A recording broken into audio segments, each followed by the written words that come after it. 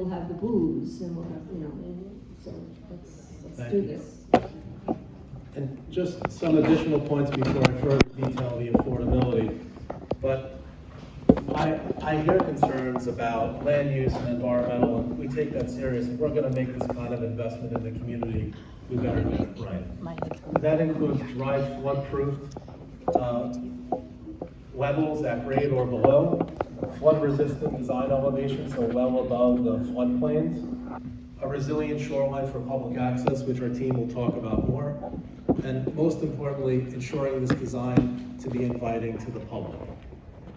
Today, the warehouse doesn't invite anybody. And although Janice and George and the museum have made a beyond concerted effort to preserve the land, this project will unlock that land for the community. To summarize, in the affordable housing, of 1,150 homes, 460 will be permanently affordable. The majority of these homes, as you see, will be at SKUs that have not been built on the waterfront. Many homes at 40 AMI, many homes at 60 AMI. The average AMI in the Western building for the affordable units is 56%. That's less than what is even required under option 1 of mandatory inclusionary housing. The Eastern building will be all affordable with a weighted average AMI of 60% or less. These are deep SKU units. Also, we heard the community loud and clear when we came in June that family units were critical. Well, we're focused now on no less than 30% of the affordable units being 2 and 3 bedrooms, but with a realistic target of 40%. I think that addresses that very valid concern we heard, and we're working to address it. How much will the rent be? In the Q&A session, we'll go back and we can outline that. We have an appendix. Okay, you're out of order. Thank you. Next slide, please. This is just going to make it so that people have less time to speak when they get up to speak. So when you look at what kind of housing can be developed on the MTA site, because it's been zoned housing since, it's never been zoned for park. The as of right on that property today, if the MTA were to move on site, could be 280 units of market rate housing, no affordable, because the existing zoning is voluntary for affordability.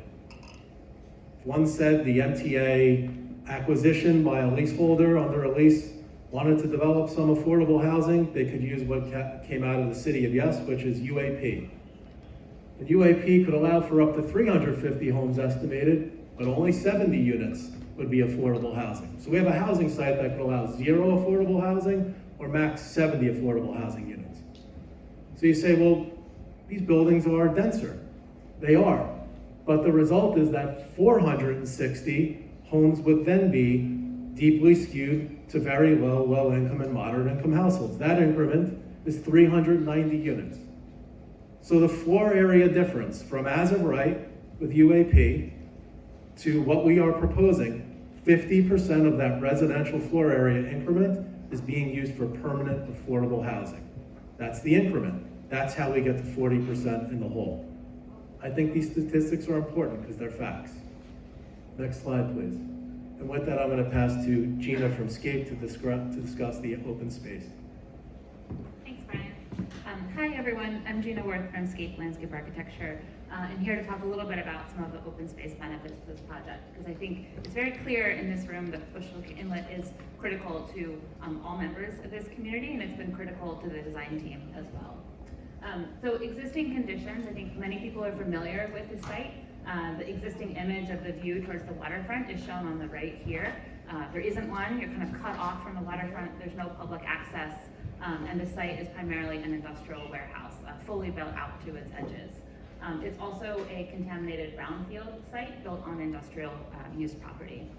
And so it requires cleanup and investment to turn it into a public area. Next slide.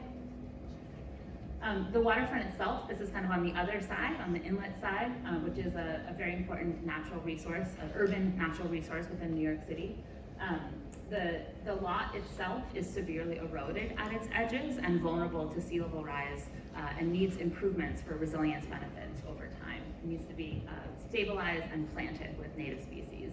It also has quite a great deal of invasive species kind of colonizing the waterfront, and our team is really looking for ways to introduce more native species to provide habitat benefits and resilience benefits to the open space and public space. you can see some of this like impacts in these greater diagrams here. So it's just translating some of what I said spatially. Edges of the site are collapsed. There's portions of collapsed bulkheads. There's eroding shorelines. And so this project is all about trying to repair and enhance and restore some of these degraded conditions. There have been like really amazing investments made within the community, particularly at the Motiva parcel by Parks Department, like through community advocacy has expanded Bushwick Inlet Park around the inlet. We all see this as an incredible resource, and with this project want to tie into it, because today that parkland expansion is essentially a dead end, kind of cut off and not able to connect to other parts of the neighborhood. So next slide. I think how do we unlock that potential? You know, Brian referenced what's happening here, but how we unlock that potential is through the relocation of the mobile wash facility that exists on the site and the relocation of another MTA facility at 65 Commercial Street adjacent to Box Street Park. So the applicant team is uniquely suited to both find the new site for these places. These two facilities are being moved to a consolidated MTA facility in North Brooklyn, IBZ, in an industrial business zone. So moving these industrial uses to an industrial business area, and building the new facility to support the MTA's critical function. And that unlocks these parcels, particularly the Key Street site, for enhanced public access and development. Next slide. And so I think from a sustainability and resilience perspective, it's really important to think about the footprint of this project. While the density and scale is certainly different than what's on the waterfront on this particular site today, the footprint is actually smaller than the existing warehouse. So more space, more footprint is being given back to the inlet and open to public open space. That's a very important piece of this work. And that enables us to think about a more resilient shoreline edge, to plan for climate change, to think about adding native species back to this site, and importantly, creating future connections through and around the site in multiple areas that make sure that we don't have parks that are dead ends, we make sure we have parks that connect to other critical neighborhood assets. If you move to the next slide, you can see some of the benefits of open space for all. I think our whole design team was guided by a principle of trying to create and design spaces that feel very open and very welcoming and very democratic and open to all, like true public spaces, not privatized spaces. This project brings over 51,000 square feet of new publicly accessible waterfront open space to the edge of the inlet. It stabilizes these edges so they can exist over generations and not erode with climate change. It's bringing new native plantings and restoration techniques to enhance habitat, layered habitat. But it's not just about the capital investments. We all know that New York City's parks need maintenance funding, and Brian already spoke to the annual maintenance funding that's being provided to Bushwick Inlet Park for the long term. Next slide.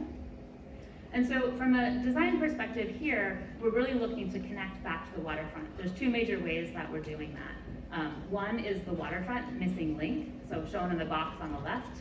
The existing image is shown here on the bottom left, and this will be transformed into a new shore public walkway and waterfront experience.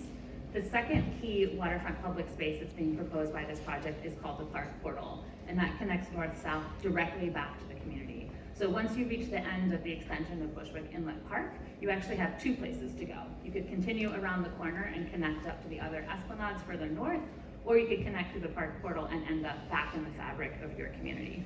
Next slide. And so these are just some renderings that show the experience of this. Again, we're really trying to think about how the design can be very open, be very inviting, be very accessible to people of all ages, body types, and abilities, and also feel like it's connecting you to the waters of Bushwick Inlet and Bushwick Inlet Park itself.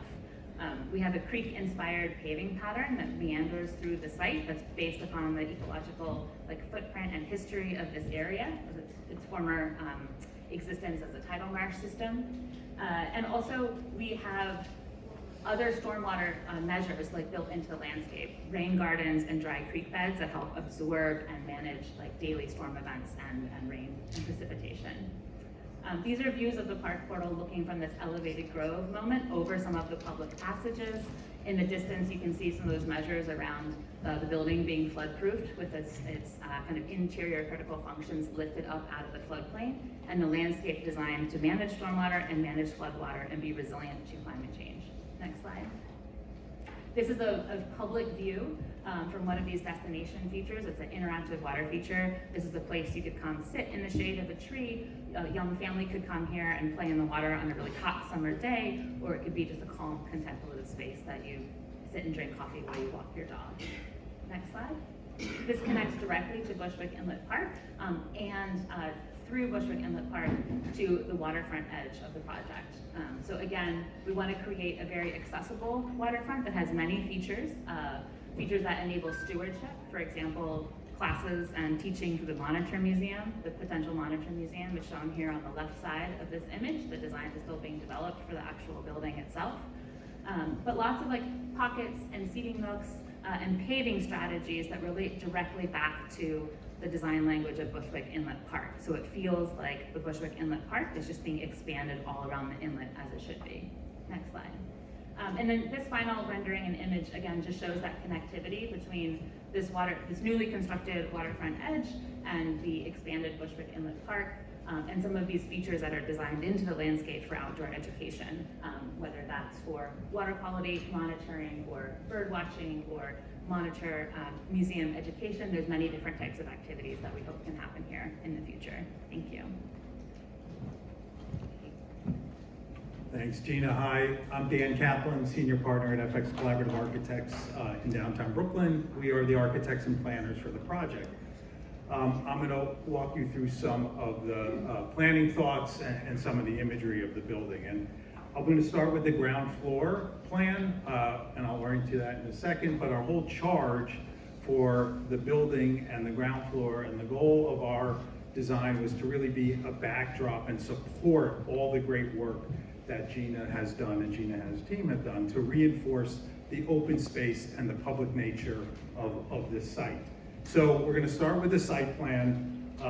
Key Street is the horizontal street running across the page. Franklin is the diagonal to the right.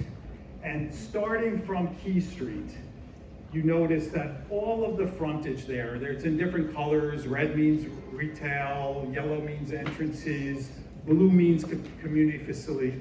The frontage along Key Street will be very activated. So there's trees, there's sidewalks, there's storefronts going from right to left. We get to the park portal, which Gina described. On the east side of the park portal is a community space to be programmed with a community use that really creates a public civic presence for the park portal open space. On the left side is retail, which we only access from the street, not from the park. Going down is more lobbies. And then at the end, visible from Franklin Street, at Pride of Place, at the end with a forecourt in front of it is the Monitor Museum. This will draw people to the museum at the waterfront, whether they're locals, visitors, school children, and as Gina described, the open space wraps around. That's that blue-purple rectangle, and really is the centerpiece of this open space. Now, coming down from West Street, you see a wide open space that Gina described as the park portal. It's 108 feet wide. That's almost twice the width of West Street. It is really an extension of the park reaching into the neighborhood.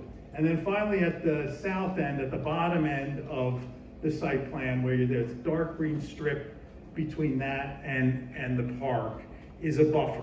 It's a neutral planted buffer so that there's a little bit of space and a little bit of breathing room between the two uses. We've also set the building back, which I'll talk about in a moment. Next. Zooming back out to the skyline, as Brian said, the waterfront here from on your left is Hunters Point South, and on the right is Domino Park. This project is in the scale of those projects, but it is delivering more affordable housing, more open space, and a very, very substantial community facility in the Monitor Museum. and really is in the context of those projects. Next. So how do we mass this? How do we craft the massing to relate to the community and the open space? First, we started by stepping down from the water to the neighborhood. Then we set back from the park itself and pushed the buildings to the north side so that shadows wouldn't be cast on the park. And thirdly, we created setbacks within the buildings so they taper as they rise, letting more light and air to all those beautiful spaces that Gina described, to the park, and of course to the neighborhood beyond. Next.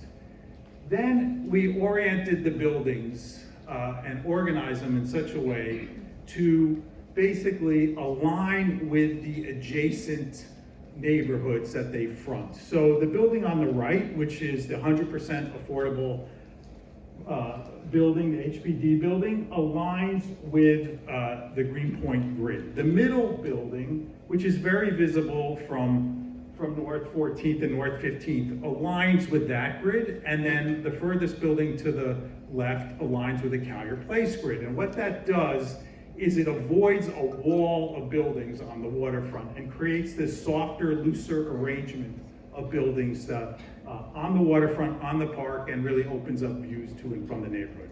And then finally, in terms of the massing, we took the bases and we terraced them up from the park, creating a softer relationship. And the buildings themselves, these lower podiums, are anywhere from 86 to 124 feet away from the water's edge.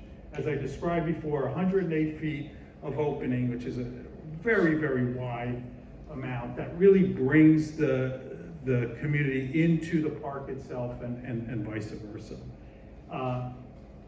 And then connects, as Gina said, to the rest of the waterfront. Next. Before I turn over to Brian, I just want to talk a little bit about our early thoughts about materiality and look and feel of these buildings. And the theme of relating to the open spaces carries through with the architecture. We wanted to avoid, at all costs, an all-glass building, so we created something that had texture, shadow, craft, multiple setbacks, color. Where we do have glass, it will be bird-safe glass because we're creating a lot more bird habitat here, both at ground plane and at all those setbacks. And that as the buildings rise, they taper and create crowns on the skyline that really convey the pride and quality of this wonderful mixed income community.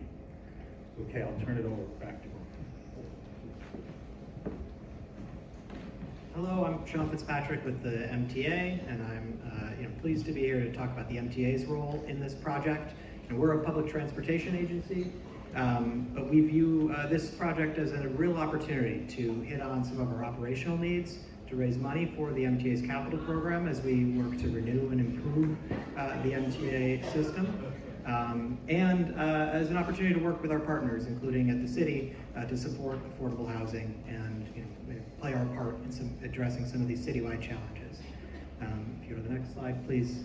I note, the current 1970s era warehouse is sort of nearing the end of its useful life, and is not a great place for the mobile wash unit that helps keep our subway stations clean on a day-to-day basis. And so we identified this as an opportunity to find a new location that would better support that critical function. We were pleased to work with the Gotham team to find an opportunity to also relocate our emergency response unit, currently located at 65 Commercial, which will allow us to sort of vacate that property, a long-standing community goal and something that we're pleased to have identified a solution for. So that's one sort of very critical piece of this. In addition to those sort of brand new facilities that will be a much better place for our employees to work in, much more efficient for our operations, we're retaining ownership of the land, and Gotham, as they noted, will be paying sort of a ground rent to us. And that money is really important as we work across the city. We have other projects of this type. The vast majority of the land the MTA owns has a track running on it. And that means that it's not obviously a great place for sort of joint development. But this location was different. It was clearly a neighborhood that no longer had a massive industrial presence on the waterfront as it did when this warehouse was built. And that there's an opportunity for us to relocate to a better location while raising some revenue for the MTA in the meantime. And this is a big part. Transit-oriented development is part of how we fund our capital program. It's how we fund things like the upgraded trains that you have seen, the R211s on the G train, the signal upgrades on the G train, and the ADA upgrades throughout the system are sort of examples of the type of things we will put this money toward. And so we're always looking for opportunities to do that, and we found Gotham to be a very good partner.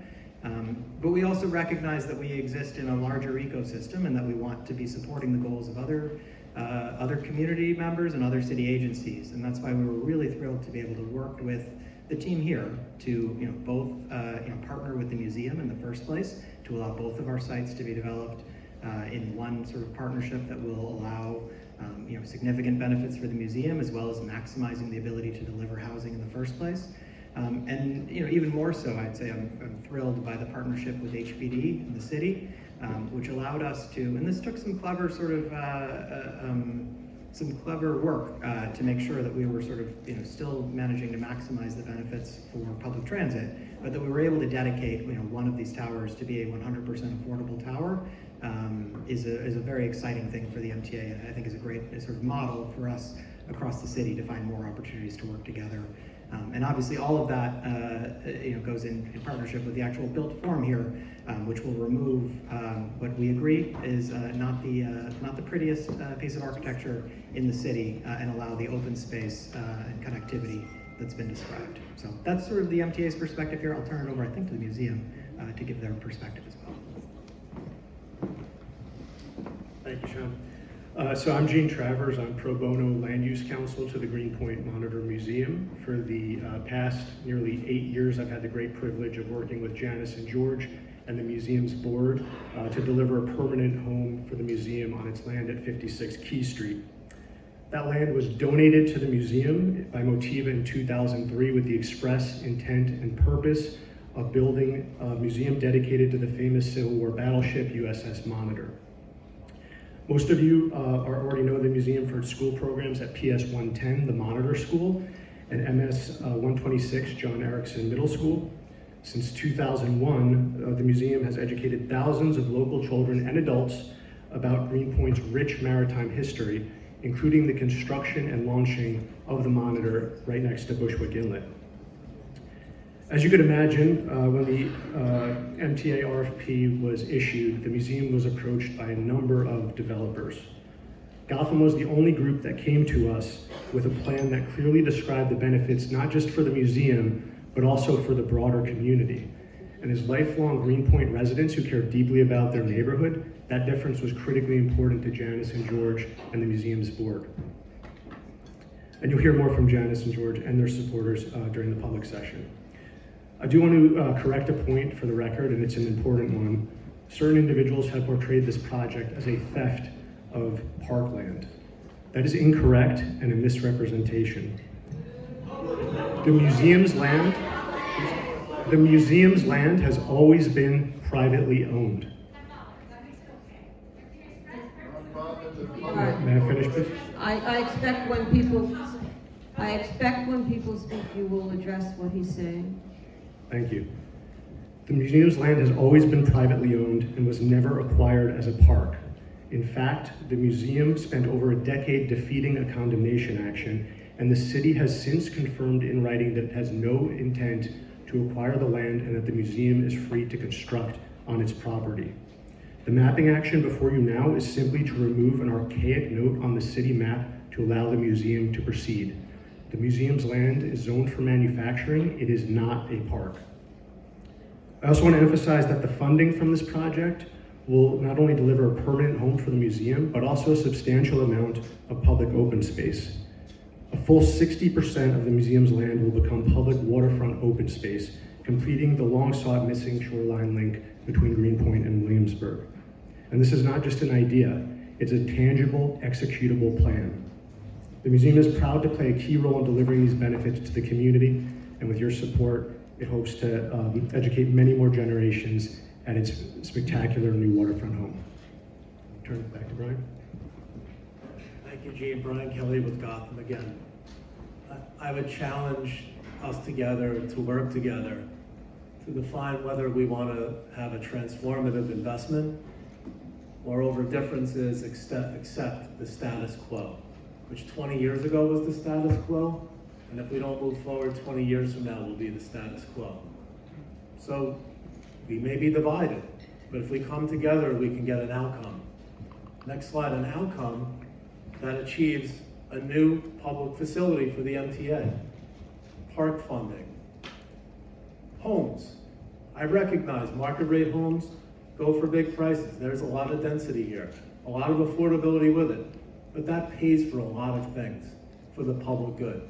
The MTA facility, ground rent, the museum, 40% affordability, parks maintenance payments, building out the waterfront esplanade, demolishing the MTA warehouse, environmental repair. These are cumulative community development opportunities that arise from a mutual understanding.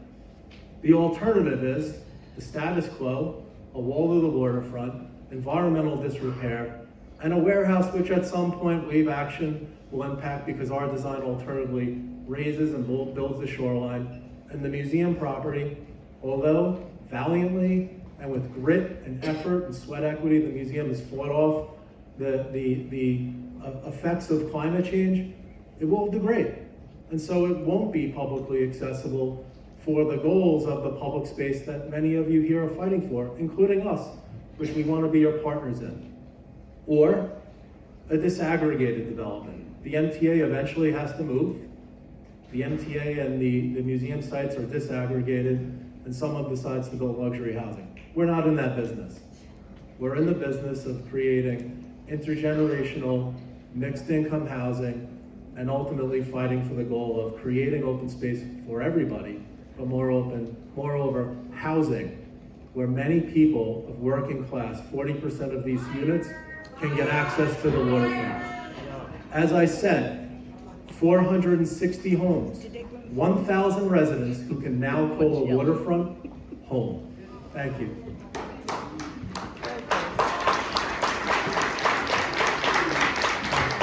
Hi. So I'm Simeon Mal with Gotham Organization. The project that you've just seen is the result of many years of design and redevelopment and redesign since the MTA RFP was issued in 2019. During that time, we've completed extensive coordination with city agencies, as we've discussed, over 150 community outreach meetings at which we received feedback to the design that we were proposing and refined that design to what you can see today, improving it along the way in response to what the community has requested from us. There's also been extensive coordination with city agencies, including DCP as the lead agency, to develop and draft the draft environmental impact statement, which was published and certified by City Planning in December, commencing the ULURP process in which we are now. Following certification and DCP's certification of that land use application and the DEIS, it comes before you to the community board. There's a statutory period of approximately 7 months during which ULURP will progress. Upon successful approval of this project, we would then commence immediately the construction of the replacement facility in East Williamsburg in order to move the MTA off the site, Key Street site. Just to get a shovel in the ground is an extensive and exorbitant investment totaling approximately $100 million, just to get a shovel in the ground to build this housing. We'll be constructing the new facility in East Williamsburg, and upon the MTA's relocation, we'll start construction on site in approximately early 2028, bringing us to a village year of about 2031, upon which the entire development would be completed. Thank you for your time. We'll just now turn it over to the board again. Thank you. Thank you. So I think we need some chairs here for Joanna and Luis to come up. So we're gonna move overboard. So we can just move over here. You want to use?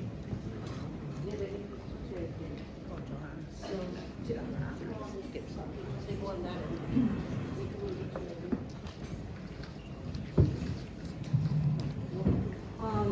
let me just, before we get started, I wonder if Councilmember Lincoln Russell's here yet? 1 minute away. Well, I know that he wants to speak, so why don't we move on, and then, when he gets here, you'll let me know, and we'll just hold the speaking and the speakers, and then we can hear from our elected officials. Yeah, I'll do it with you. So, all right, actually, this is easier because we can, let's see. Now, so are there any questions from board members? Yes, Steve. All right, thank you for the presentation. I guess there's a couple what I find glaring omissions from the presentation. The first thing is the core reason that you're here is you're here for land use actions, like rezonings, amendments and text amendments and special permits, etc. And so just to confirm that one of the main rezoning motivations is to achieve a lot more density. I wonder if you could just address like what the as-of-right density in terms of height and the height that you're going to achieve with the rezoning. And then also just confirm that to get the height that you're proposing there, you're acquiring development rights from the Monitor Museum that'll increase the project by about a third. The answer is yes to acquire development rights from the museum as it would be part of a merged zoning lot. Go to the slide, Varun, about the floor area increment. Simeon will answer for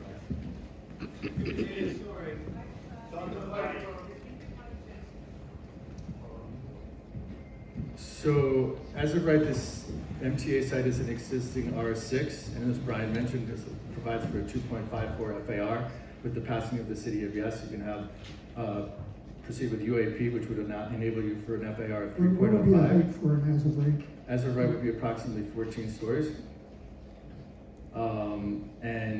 We're proposing an R8 upzoning, which would be the conversion of the Monitor lot from an M13 district to an R8, as well as the majority of the MTA site, which would be in context with the R8 areas and zones to the immediate north. There are envelope requests and requests in our land use application for additional height in order to deliver the density which provides for all the benefits that we discussed. The height is? The height is, so going from, as you saw in Dan's slide, when you go from east to west, as the buildings step up, the east building, the 100% affordable building would be 225 feet tall. There would be the west building, which has an east tower and a west tower, which would be 450 and 600 feet, respectively. The R8 district just to the north allows, as of right, 400 feet tall. And the rationale for increasing the westerlymost building is for a place for the air rights from the museum site to add more floor area, thus incrementally more affordability. And the stories that you would be having? Simeon, how many stories about? The west tower is 56 stories approximately, east tower is 46, and the east building is approximately 23. One clarification. Out of order. I just have one clarification. The air rights don't exist until it's rezoned, is that correct? There's no existing air rights. You have to raise your hand Oh, sorry. and ask. I will allow this, but this is first for board members. Okay, Go ahead. The air rights that are associated with the Monitor Museum do not currently exist, correct? They precipitate out of thin air when you change the zoning, is that correct? There's no residential floor area associated with the Monitor site at this time. So the air rights that you're buying do not exist right now. However, go to the slide, Varun, on the increment, please. So as I stressed, yes, it is a zone change on that lot, as Simeon mentioned, from M to R8. But the increment, that increment of floor area, 50% of that increment is being used for permanent affordable housing. And just to answer your question one more. Okay, Steve has one more, and then Austin, please. Steve, just to answer your question, I mean, we are here in Euler, this is a land use application. So the envelopes that you see, we're seeking site plan approval. So the envelopes that you see, the buildings that we're proposing would be approved via the Euler. So there wouldn't be a change to what we're proposing. This is the envelopes that are being proposed. Okay, and then, yeah, related to that is what I find missing from this is more detail about renderings of the buildings and then vantage points on the ground, like from, in Bushwick Park, from various vantage points from Key Street and Franklin down West Street. It seems like in the 9 years I've been on the board, I don't remember ever receiving an application that didn't have those vantage points because it's one of the biggest, sore points here is the size of those densities. So I feel like just to have an honest conversation and for the board to have, as well informed discussion about our recommendation, I feel like we should have those vantage points. So if you could supply those to the board. I think it's a good comment. It was studied. There's an urban design chapter and a land use chapter, and those studies should be contained within there. We'll make sure to point out where in those chapters it's located. Show it to us, it's our community. It's published on the ZAP site. within the- Can you provide it to us rather than having us go onto some site and searching for it? Yeah, in respect of time, the DEIS is 1,000 pages long, so will you have a copy and we'll send you the direct sections of it to make sure it's right there. Austin? This is just a question for the MTA. So I was under the impression that the land had essentially already changed hands, but I think Brian said that it could potentially remain a wash facility for the next 20 years. So what is the current status of the lease? Yeah, so we've entered into what's called a conditional designation of the lease. Is that the right term? Okay, yes. Got it. The fellows who worked on it here. So we have conditionally designated Gotham as the lessee, but we haven't closed on that transaction yet, and won't until we know what's actually going to be built there. So yes, it is still the MTA's land, and again, it's a lease as opposed to a sale. So MTA would retain ownership. It would be 99-year lease. Excuse me, wait a minute, you are out of order, and if it goes this way, there's just not gonna be time for people to, if I have to keep saying, you're out of order. No. Okay. The Thank you very board much. members first. So the land has not been transferred yet? That is correct. Yeah, the lease is not closed. Right? Correct? Okay, yes. Yes, or? Two questions. One, I came late, I apologize. I didn't hear Box Street mentioned. Is that still part of this project? So our role in that is that we're going to build, as part of the off-site replacement for the MTA, the 3 facilities: emergency response unit, material control storage unit, and mobile wash. Because the ERU is going to go in that facility, yes, it does unlock the front of Box Street Park, which the city is building. Thank you. And second question, does the existence of the map designation on the monitor site prevent any of this project from happening? Like I mentioned in my testimony, that the designation was from when, in the Greenpoint Williamsburg rezoning, there was, at that point, a notion of mapping that area as parkland. The city never acquired it, so as a legal matter, it's just a paper note. It doesn't have any legal effect in terms of the museum's ownership of its land. It was never acquired. The museum still continues to own privately its land. That doesn't answer my question. If the map designation remained, could the rest of the project, could the entire project proceed as is? I believe it could, but it's a very technical matter. We're cleaning up a map note. That's literally the extent of the action. It's not a demapping in the sense of removing parkland or going to the state for alienation of parkland. I understand that. We understand that. Just Okay. please answer his question. If the map designation remained, could the project go forward? I believe it could. Thank you. Can you get us more specific information on that? I mean, you're saying you believe it could, you're not tying yourself down. Happy to follow up in a written submission for the board. Thank you, thank you.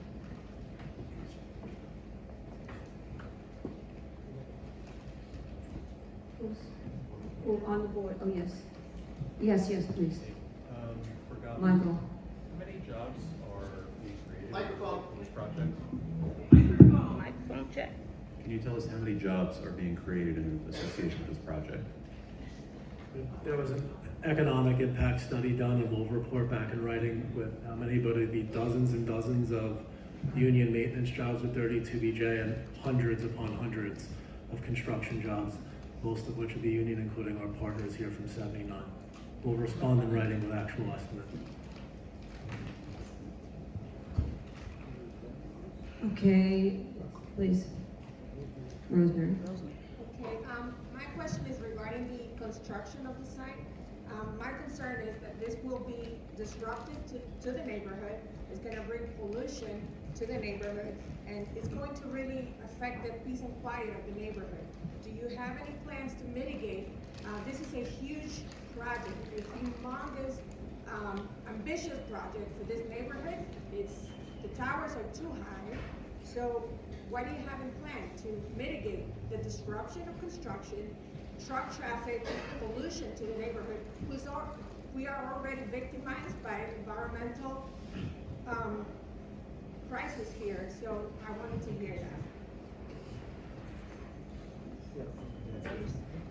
From a perspective of on the ground, we're builders for a very long time. I acknowledge what you said. Construction is, for a period of time, disruptive. We have to remove the warehouse and build a building. With that said, the sites are in environmental disrepair. The MTA site, for example, will clean up under the DEC voluntary cleanup program and make these sites clean and safe next to an important community asset. Through our experience, we'll mitigate impacts. How we address noise, addressing DEP protocols, site safety and logistics, making pedestrian movements still work. And so we'll work with DOB, DEP, DEC to mitigate those impacts. We can provide additional written testimony to the board, pulling excerpts from the DEIS on how we intend to do that. David from VHB and Simeon could speak further, but I hear your comment. It's a fair point. We all understand, the short term is about the long term, and we'll work with you. For example, when we did Broome Street development in the Lower East Side for the Chinese American Planning Council, we built an intergenerational community. We had task force meetings directly with the CB. We had daily updates, weekly updates. There was never a surprise. And so it's about communication, which we think is important, but you can edit further. Hi, David Velez from VHB, environmental consultant for the project. As we've been saying, the environmental impact study that was done for the project has a comprehensive construction chapter. It addresses air quality, noise, and traffic. So, as we said, we could share that with, the board already has, but we could share that specific section of the report. Well, no, I've been told that Councilmember Russell is here. Would you like to speak now? And then, let's see. Then we have a representative for Senator Gonzalez, Kathleen Dembe, and I believe for Senator Gallagher, Miranda, Christina, Assemblywoman.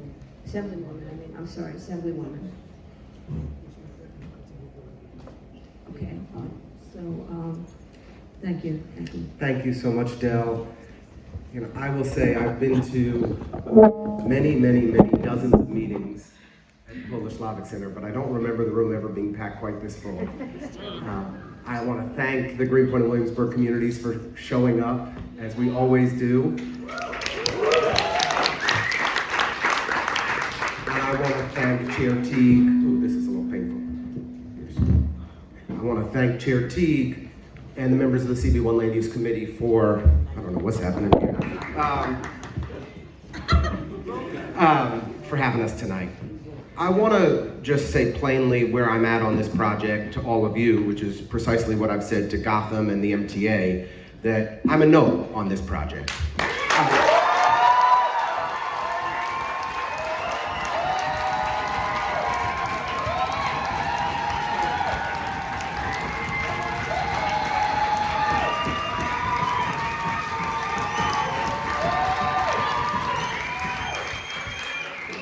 public land must be for public good.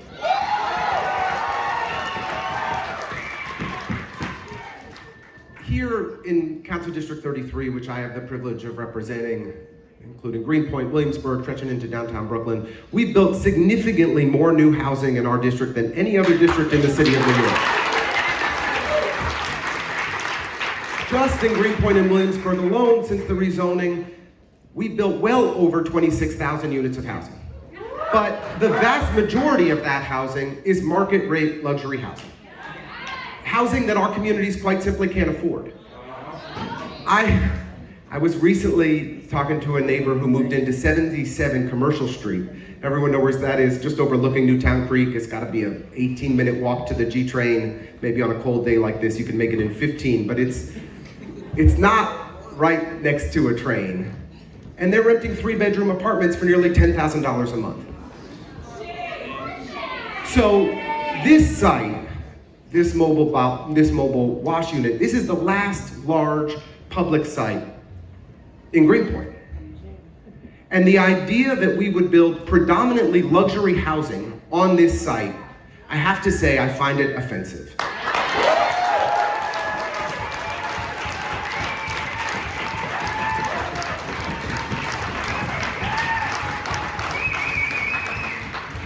The central promise of the Greenpoint Williamsburg rezoning was that in exchange for all of the new housing that was going to be built in our community, we were going to get major new park spaces. WNYC Transmitter Park is a nice little stamp of a park, but it's just a stamp of a park. Box Street Park, 20 years later, we've seen too little progress. Finally, I was able to secure all of the money for that park. This year, we are breaking ground and we are getting that park built. But only 85% of the park, because the MTA continues to keep its emergency response unit on the other 15% of the promised park space. Now, 20 years ago, the MTA chairman wrote a letter to the elected officials, to City Hall, promising that they were going to move their ERU unit off of our park. It still hasn't happened. Right? Bushwick Inlet Park, immediately adjacent to this development site that they're proposing, is supposed to be the size of Fort Greene Park. This was the central jewel of the Greenpoint Williamsburg rezoning. And 20 years later, we do not have a fully funded park. We do not have a timeline for when this park, in fact, most of the park is in need of significant remediation before we see construction move forward. So I want to be really clear. For anything to move forward that I can support, we need to see a healthy majority of any housing that's built be truly affordable for our community, and we need a fully funded Bushwick Inlet Park with a clear timeline for when it's going to get built.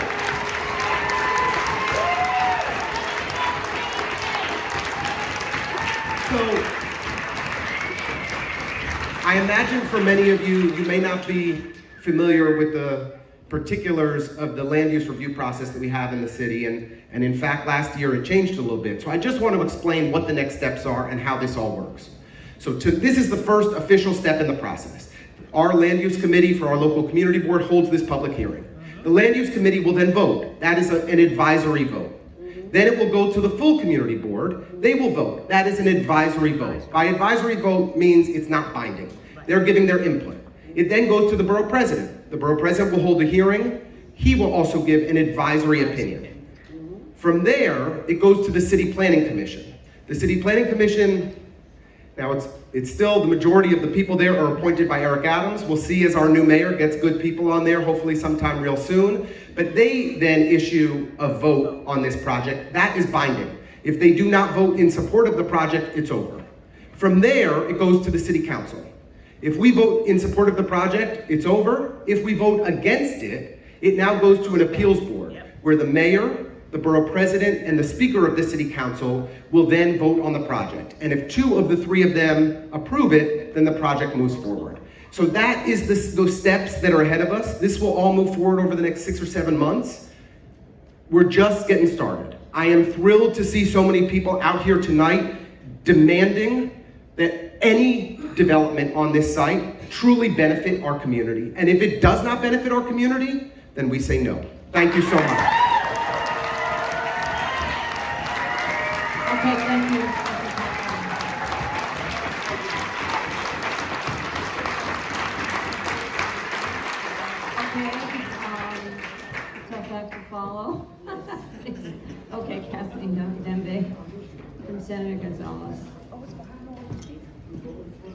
Good evening. My name is Catherine Dimby. I am here representing Senator Kristen Gonzalez, who represents Greenpoint and North Williamsburg, along with Western Queens and Manhattan, but this is so I want to be very short because I know a lot of people want to speak tonight, and I think Councilmember Ressler said it all.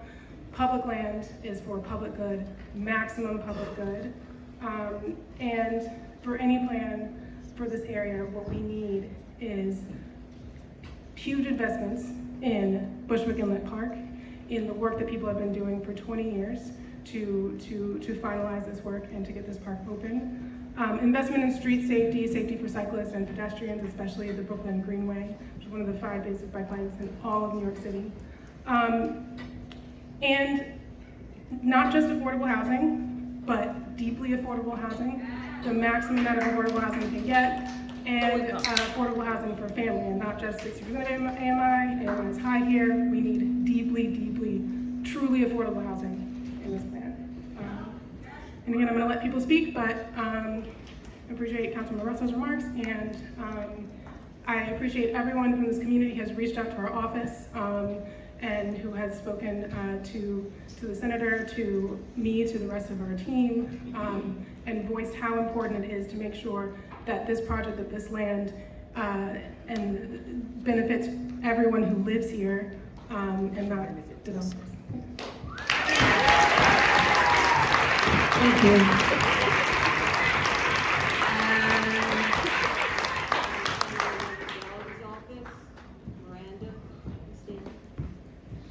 Hi everyone, I'm Miranda. I'm Assemblymember Gallagher's Chief of Staff. She's in Albany tonight, wishes she could be here, but I'm going to share her remarks.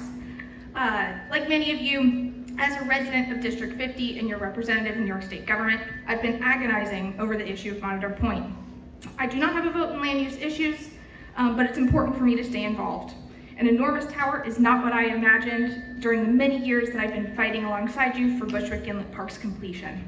We love this little piece of land and want what is best for it. And I am someone who's very sympathetic to suggestions that some land like this piece should not be developed. That said, I have spent a significant amount of time discussing this with the MTA. Excuse me. It's clear to me that they are not interested or willing to back down on the lease of this property, which has been what I've been asking them to do since 2022. The MTA has a fiduciary responsibility to get the highest and best use of the land value, and because of the rapid development of our waterfront after the 2005 rezoning, this piece of land is extremely valuable. As someone who is tasked with creating financial solvency for the state, I know that the MTA is desperate for financial support, and I'm exploring ways that make it easier for them to get that outside of deals like this one. With our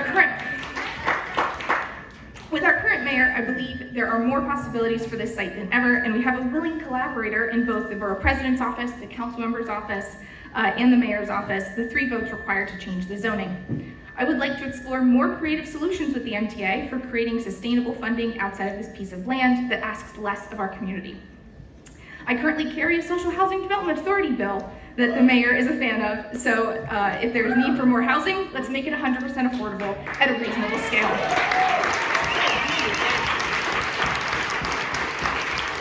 I want to commend the advocates who have raised important issues and made me push for resiliency and conservation. We need to win better opportunities to protect our land, and this area is vital, not only for its beauty, but its natural benefits. Thank you. Thank you.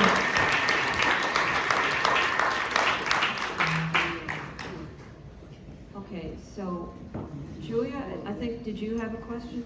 Did you? Oh, Corey? Okay, Corey. Thank you. And Meryl too. All right, I'll try and make this quick. I understand you guys are on a land lease. So I wanted to know, how much are you paying the MTA, I guess annually?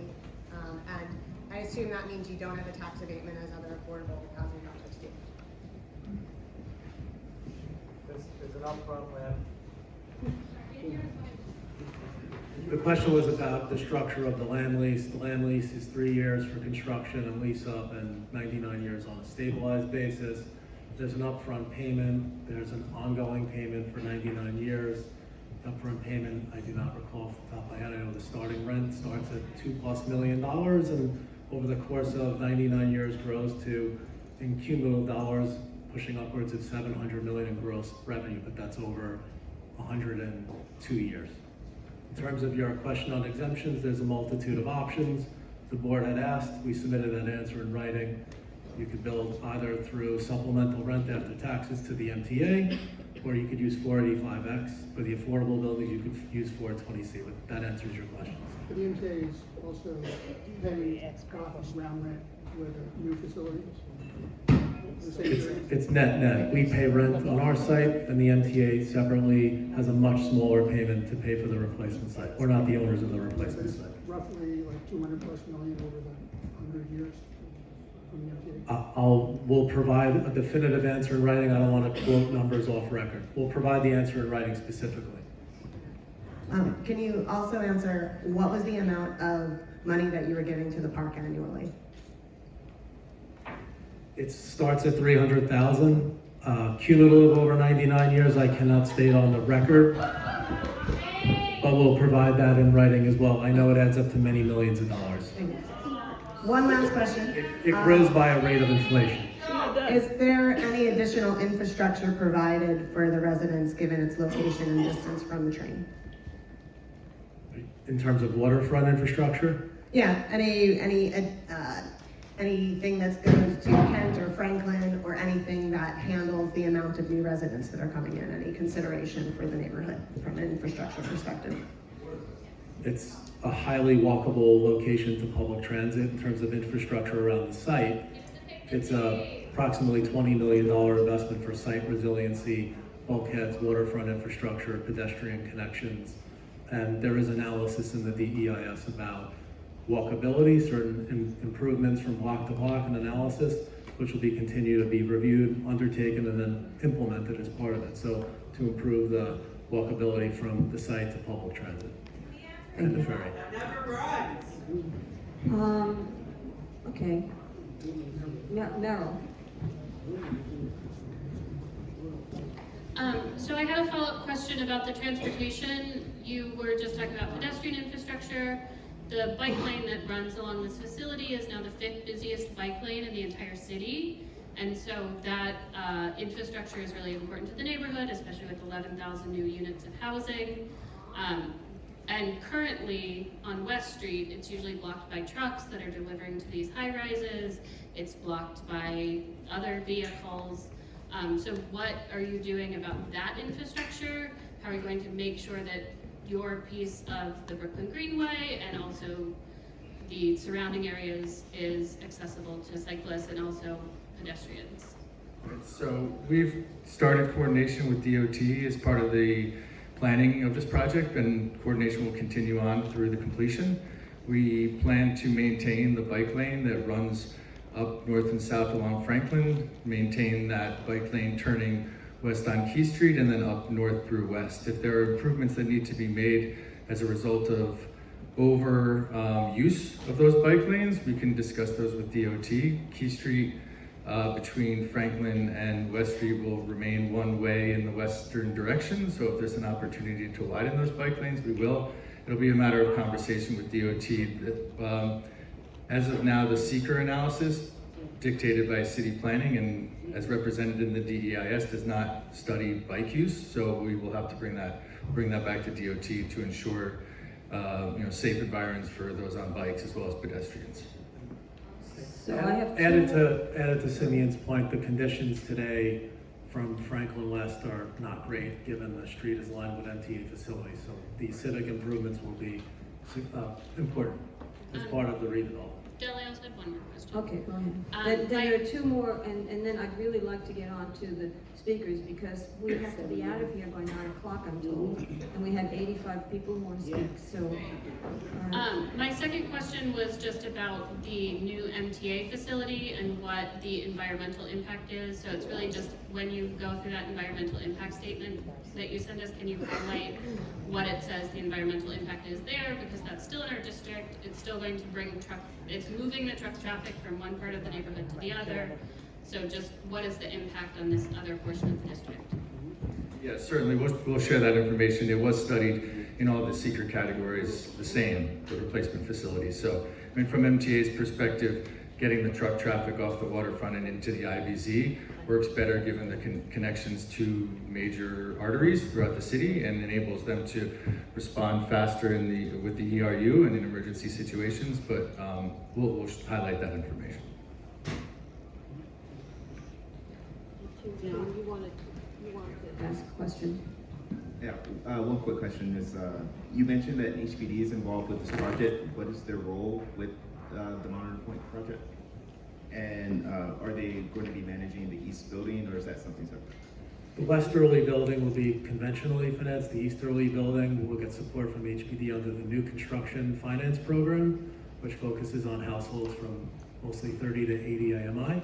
And that would include capital subsidy, tax-exempt bonds, and low-income housing tax credit, which is how most of our affordable housing in New York City is financed. So it's public-private partnership together between the westerly buildings conventionally financed, and then the easterly buildings with capital support from HPD.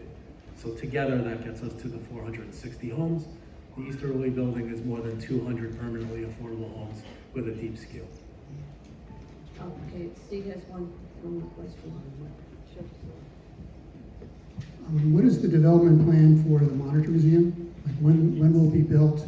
And is there programming plan yet? Our goal working with the museum is to do it simultaneously. Part of what Gene stressed is any plan is to be task ready and executable, and that's exactly the goal here. Question was asked about air rights. We'll use the air rights proceeds to build the museum. Gotham has the expertise working with a lot of not-for-profit organizations. We'll assist in design management, procurement of operations, work hand in hand on the design. But the first step is the land use process. If the land use process gives us the zoning envelope and approval to do it, the next phase while we're building the replacement facility would be to design the museum at the same time that we get the western buildings and the eastern building designed and shovel ready. Can that be presented to the community when the design starts? Can that be presented to the community when the design starts coming together and programming? I would fully expect as stewards of the community that Janice and George and the board would be absolutely open to doing that. And utmost be partners in ensuring the community is involved. That's the whole point of building the museum. Gentlemen back there, are you signed up to speak? I am, but I have a question about the Monitor Museum for George and Janice. Are we going to be able to question any of these people later? No, but you're the last question, then I want people to get up and speak. So for the Monitor people, your museum has been around for 20 years on paper. You have a budget of $15,000 last year. 30,000. Wait. That's not a question. You know what? I'm just saying, if a 30,000 square foot museum is the size of the Whitney's expansion, do you have a board? Do you have plans to raise the kind of money to support that? Do you have programs? No, this is out of order. Let's proceed now.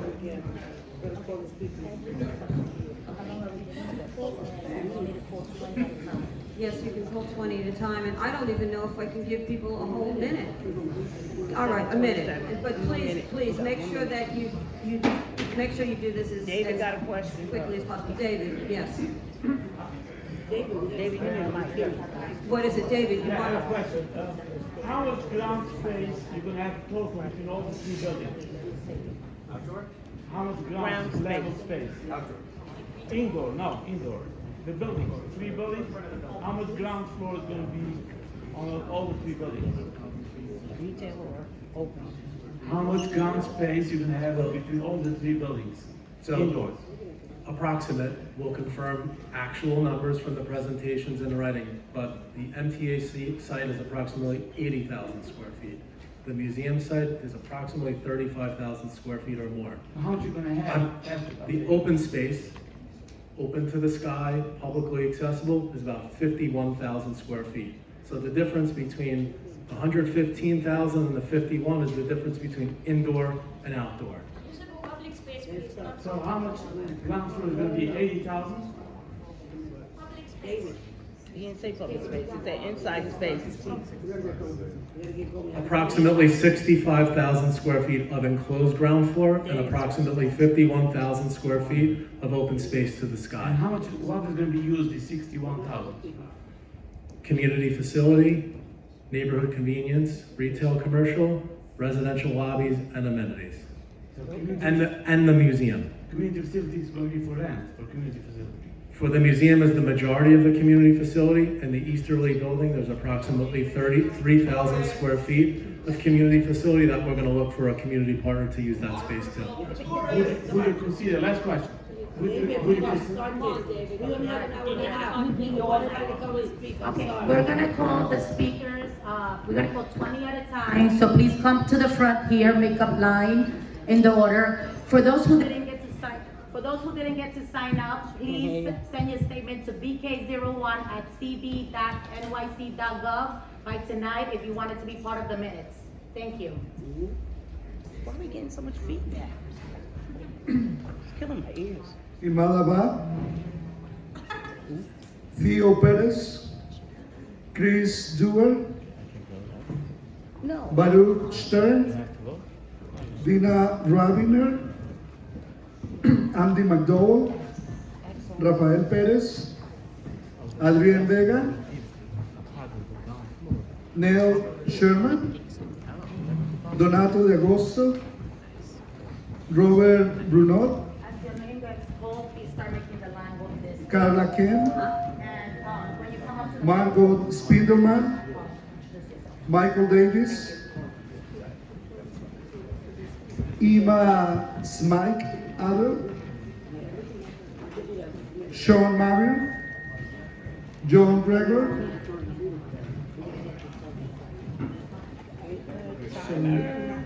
James Olszewski, Anthony Olszewski,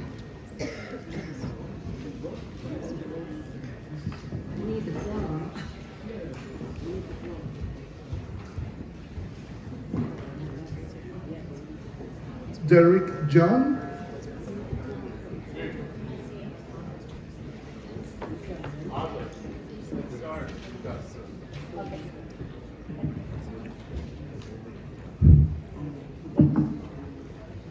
Good evening, good evening, community members. My name is Amadou Ba. I'm a 32BJ member. I lived in Brooklyn for my whole life, and I'm here to support the Monitor Point project. All right, now, we have to be respectful of each other. While I'm glad to have the benefits and stability that comes from being a union member, it wasn't always that way. I was one of 6 kids in Brooklyn.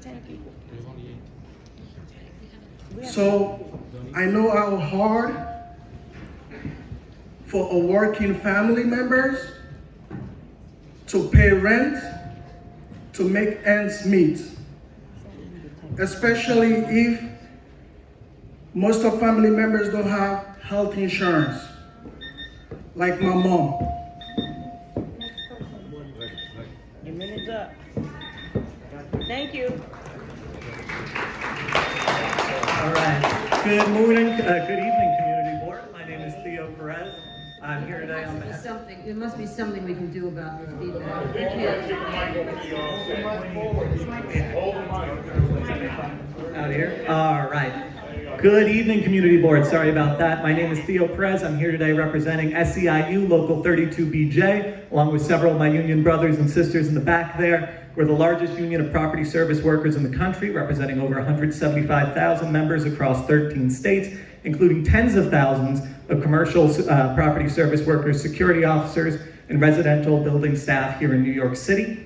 At 32BJ, we support responsible developers who invest in the communities where they build, and I'm happy to report that the developers of this proposed project have made a credible commitment to good jobs at the project. Good jobs mean prevailing wages, they mean benefits, and they mean a pathway to the middle class for the people who work them. Beyond that, we need housing to be built in every neighborhood in New York City to ensure that working families are not displaced by dwindling supply and skyrocketing rents. The proposed development would include about 1,100 residential units, 40% of which would be permanently income restricted for low to middle income residents. As the cost of living rises and working New Yorkers struggle to stay in their homes, we support this project. Thank you.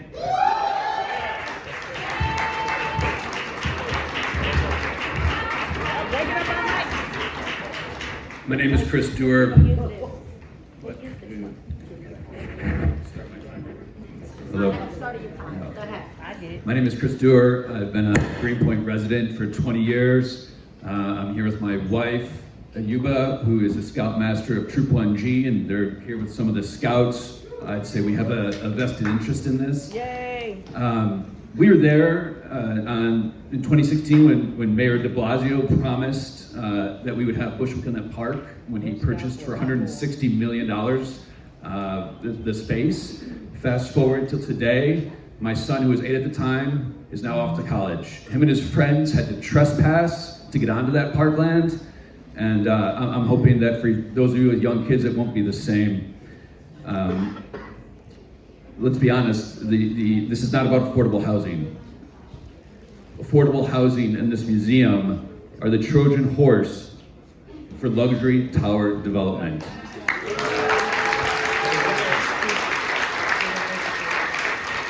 So the plans that you guys presented are very compelling, but we've seen a lot of plans, and we would appreciate not being gaslit one more time with plans that aren't delivered.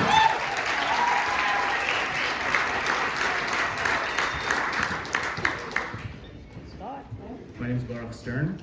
I just want to make a point of this not being about housing at all. It's mostly about ROI and how much money they can make out of this neighborhood. You'll hear a lot about the benefits that this will bring, but I promise you most of the people that are talking about benefits don't live in this neighborhood.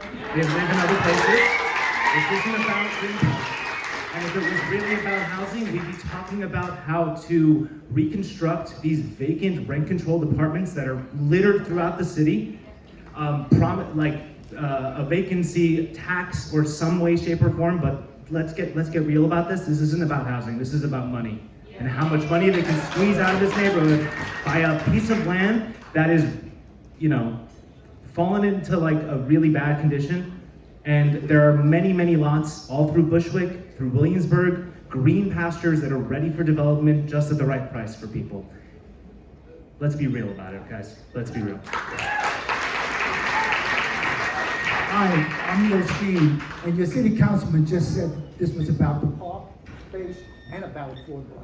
Tonight. It's not working. It's working, go ahead. In November, You're holding it wrong. Speak right into it. Speak directly. in November, this community voted overwhelmingly for a mayor whose priority was affordability. Every member of your delegation voted for affordability, overwhelmingly.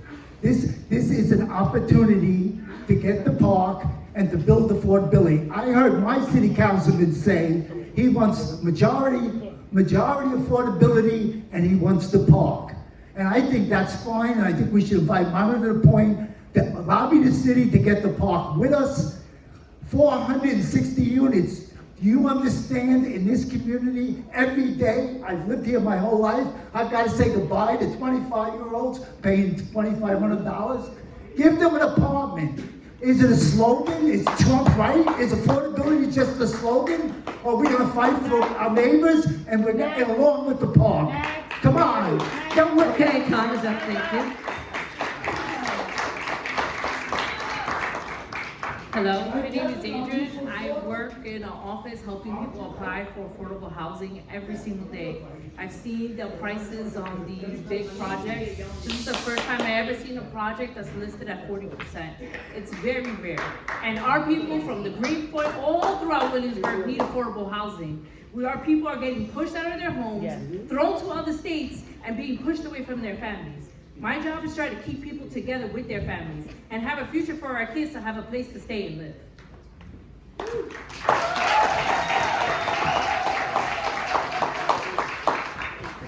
Hello everybody, my name is Andy. I live in Greenpoint. I've been here since 1990, and this vote is not just about zoning. It's about who we choose to make rich with public land.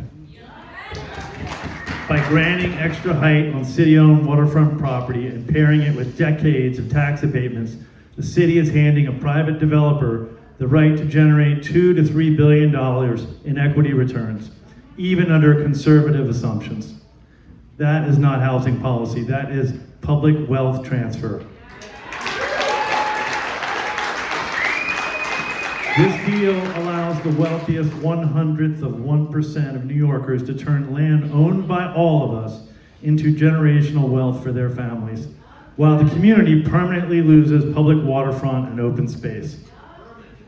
Once this land is privatized, it is gone forever. The profits compound, the park does not. Public land is finite, billionaire finite, balance sheets are not.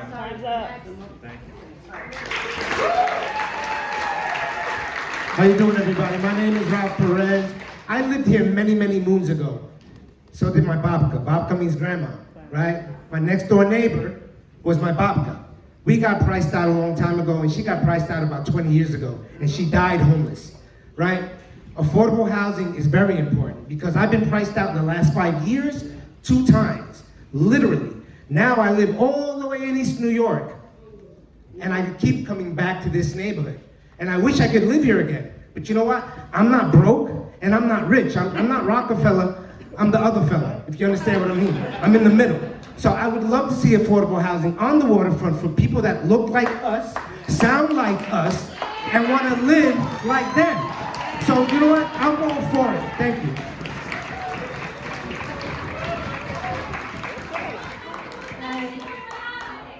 My name is Margot Spindleman. My husband Mark and I are union workers who were able to buy a house in Greenpoint 26 years ago. DC9 and the Teamsters enabled that.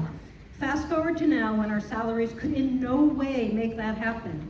That's because projects like this with the preponderance of sky-high rents shove all the real estate prices in the neighborhood into the stratosphere.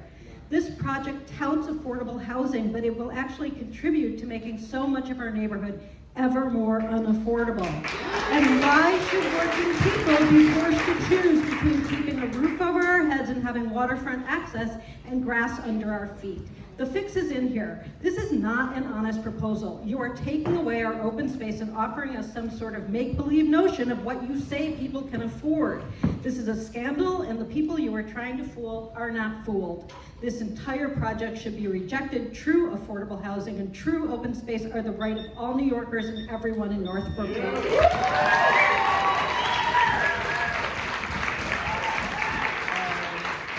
My name is Michael Davis. I was born and raised in New York. I've seen 70 years of developer destruction of the city, and it's too much. Building 640-foot towers sitting 50 feet from the river and lining the entire North Rim of a beautiful reclaimed riverfront park. Any way one tries to justify this development is indefensible. It ruins precious riverfront open space outright in the name of affordability. What a corrupt and cynical exploitation of the affordability crisis. Why not build these in other parks? Why not just build in Riverside Park? Why not build in the Hudson? Why not build in Central Park? I mean, we could remove all our precious riverfront open space, kill all the returning wildlife to enrich a few developers and rob the public of desperately needed open space and sky and water. Thank you.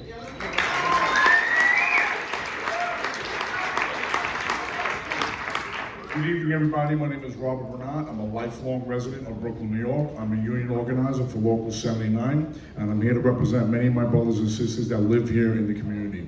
Construction workers are community members. We live and work in the 5 boroughs throughout New York City. Dozens of Local 79 members live here in the neighborhood, and we support this project. But many local members are not here, so I'm speaking on their behalf. We build up the communities where we live. We will continue to fight for jobs and good wages, safety, and more housing in our neighborhoods. We are not fond of the implication that construction workers and working class people are not a part of the community. We are. We support the Monitor Point project, and we truly believe this investment will benefit in all residents and project for the waterfront. Please support this job. Thank you.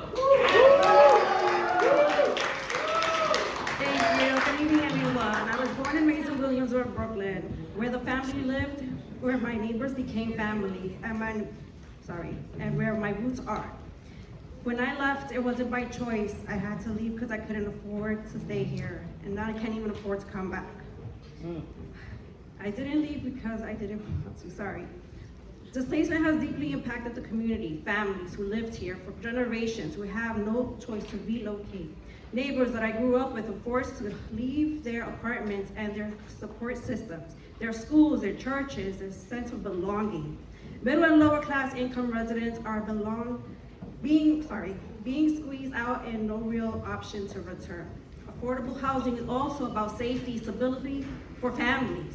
Couples that have access to housing they can afford and they can raise their children in safe homes. Not to be forced in overcrowded situations or pushed into the streets. Children deserve stability.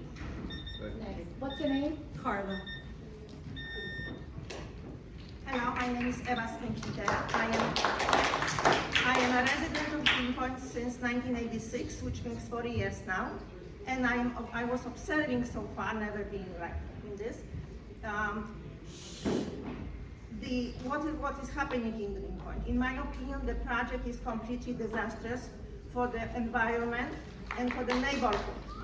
Building high-rise tower, you've been showing how you improve that little piece of waterfront to build the building. What about the rest of the waterfront? If you rise this huge monumental building, you enforce the water edge. Where is the water going to go? To the small street, to those historical district of Greenpoint? The flooding would be disastrous for the whole neighborhood. Environmentally, this project is absolutely absurd. That is historically and geologically a waterway.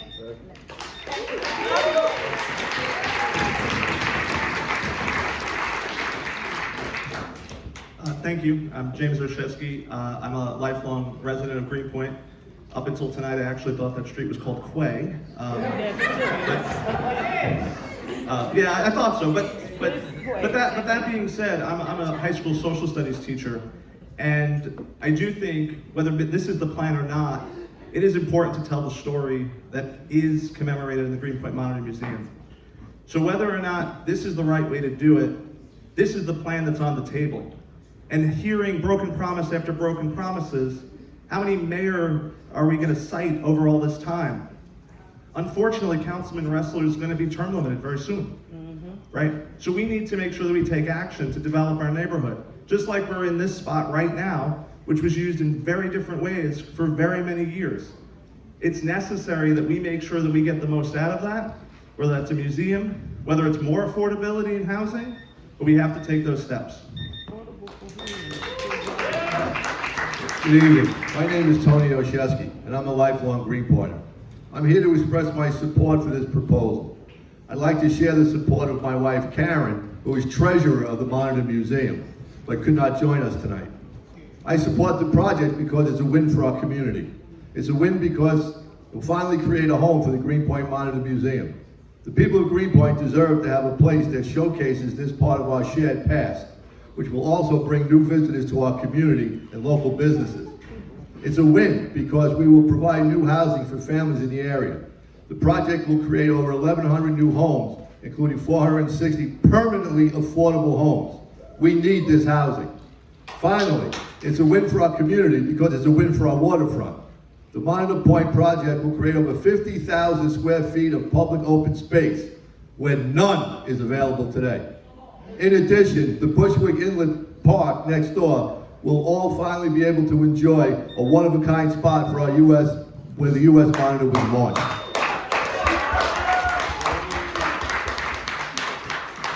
Thank you. My name is John Greger. I've spent over a decade on the ground for the USS Monitor Museum, not just in meetings, but also helping maintain and steward and mow the land where the USS Monitor was born. My commitment is deeply personal, as my great-great-grandfather fought to preserve the Union in the Civil War. Today, we finally have the opportunity to give the museum a permanent home.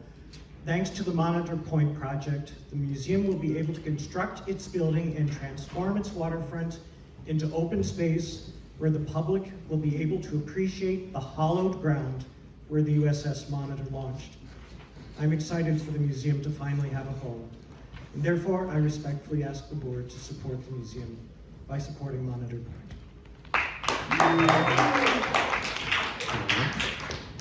Good evening, everyone. My name is Sean Barrow, and I've been a long-time resident in Williamsburg for pretty much my entire life.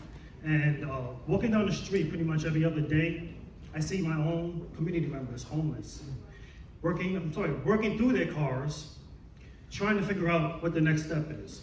460 homes can be up for grabs for these people. Let's give them the opportunity to at least get a roof over their head, and then we can worry about everything else later.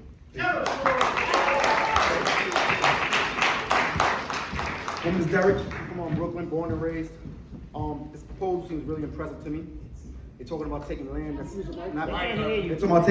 not being used and actually cleaning it up, giving you waterfront access that hasn't been there before, giving better jobs, and actually, like you just said, 460 affordable homes.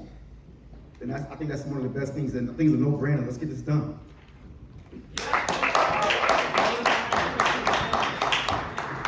Hi, good evening.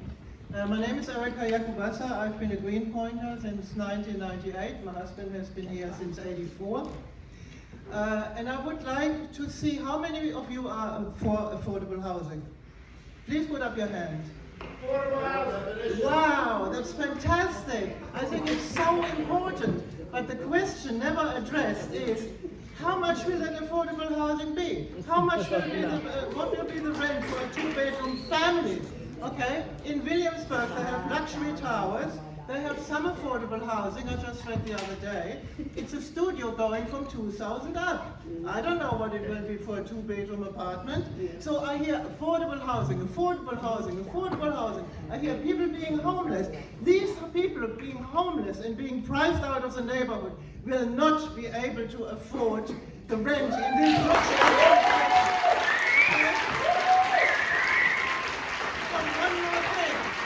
One more thing. When I drive through my neighborhood... Okay, time is up, thank you. Thank you. Maisha Morales, Juan Ramos, George Wayman, Rick Kenny, Janice Loleta, Anthony Medina, Johnny Parker, Israel Rodriguez, Caroline Cagliani, Zoe Skorik, Scott Fraser, Monty Preston, Catherine Thompson, Laura Hoffman, Kim Fraser, Trina McKean, Sarah Roberts, Sandra Batista, Chris Dunn, Janet Belden,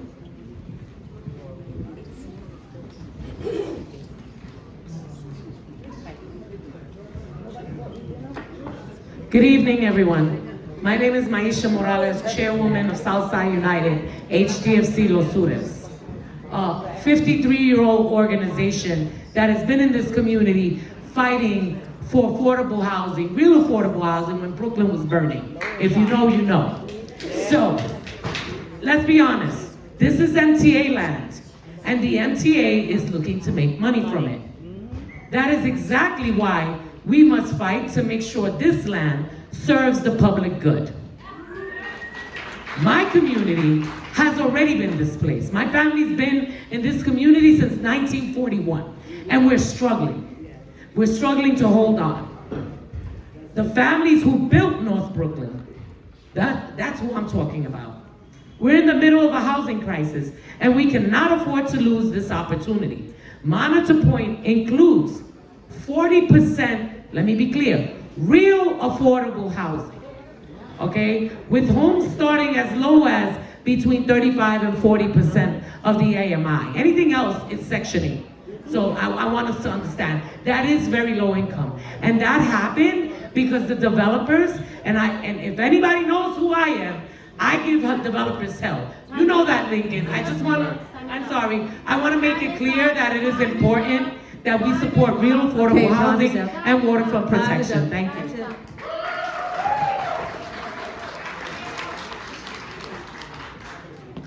Hello, everyone.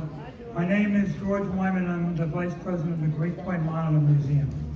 I am proud to say that I was born and raised in Greenpoint, and my family has been here since the 1840s. Many of my ancestors fought for the Union during the Civil War. I had a relative that served on the USS Monitor, Assistant Surgeon Grenville Weeks. My fourth great-grandfather, Private John Lincoln, was a member of George Washington's Continental Army that fought in the Battle of Brooklyn, the largest battle of the Revolutionary War. The museum has been teaching local children since 2001 about the Monitor and Civil War history. We have taught thousands of children who have now had children and grandchildren that attend our classroom. They see me and Janice on the street, and they say, they're the Monitor people. We tell them we are going to build a museum on the land that shares the launch site of the USS Monitor, the ship that saved the Union, and we don't want to disappoint them. Please approve and create the Monitor Museum as a reality.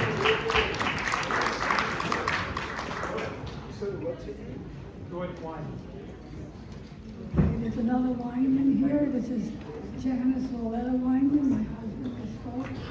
I'm a lifelong resident of Greenpoint and the president and co-founder of the Greenpoint Monitor Museum, together with the concerned citizens of Greenpoint. We received the state charter in 1996. This year is our 30-year anniversary. Since 2001, I have served as an instructor for the museum's Roadshow School program, in which we visit local schools dressed in Civil War uniforms.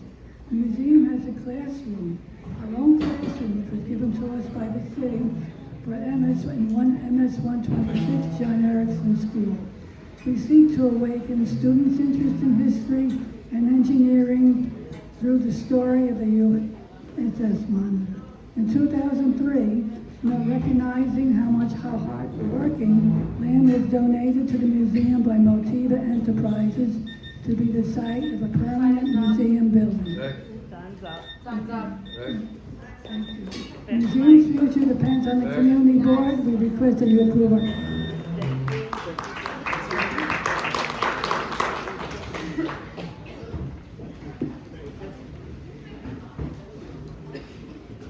Good evening. My name is Rick Kenny, and some of you probably recognize me from the neighborhood because I'm a lifelong resident of Greenpoint. I've been a member of the USS Monitor project since it began. I'm here to express my support for the Monitor Museum. As a Greenpointer and a veteran of the Marine Corps, I have a special appreciation for what the USS Monitor represents to our community and our nation. Greenpoint is, in fact, a historic neighborhood. Think of the names that we take for granted each day of the week. Just our local streets and bridges. Kosciuszko, Pulaski, Humboldt, Erickson, Robley, Monitor. Picture those monuments in McGolrick Park. When we bring school children to our American Legion posts, we fascinate them when we explain that history. I urge you to support the Monitor Museum.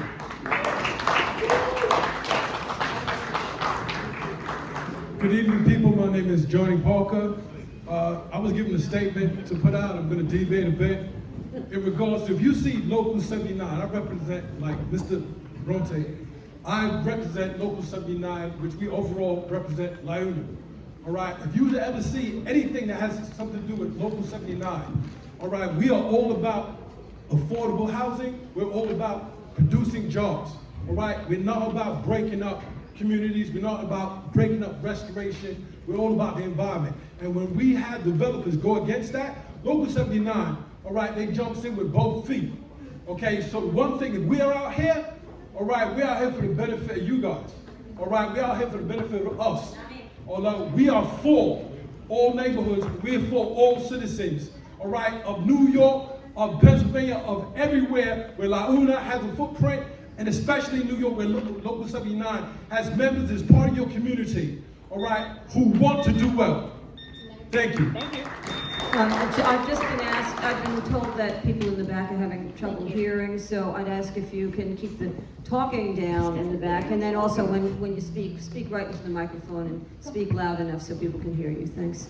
Hi everyone, I'm Zoe. So in 2005, as we've heard, the broader Greenpoint community was promised Bushwick Inlet Park in good faith, not just a paper slip. Lot 25 is mapped as parkland to fulfill that promise. 20 years later, we're here to advocate why that promise shouldn't be discarded. We'll be here next time too.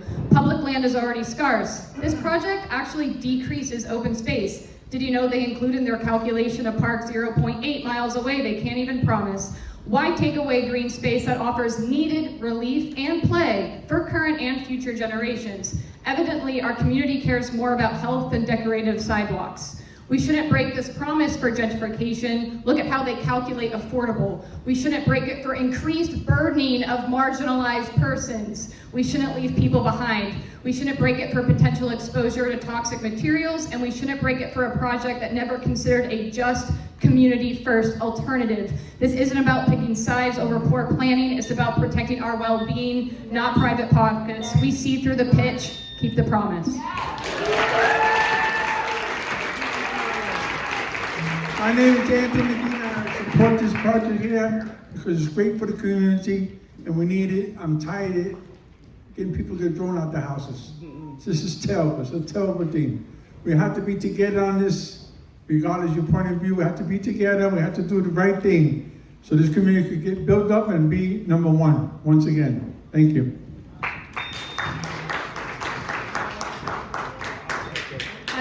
Hi, my name is Sandra. I've been living locally for 16 years.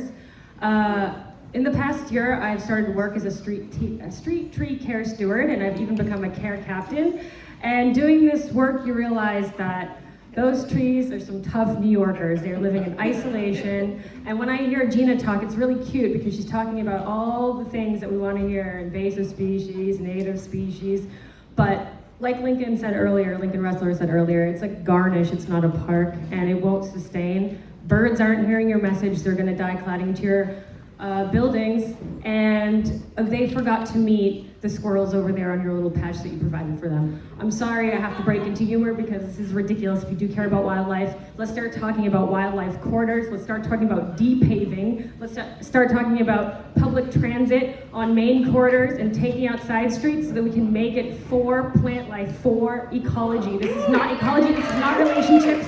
Go back to school, get an ecology degree.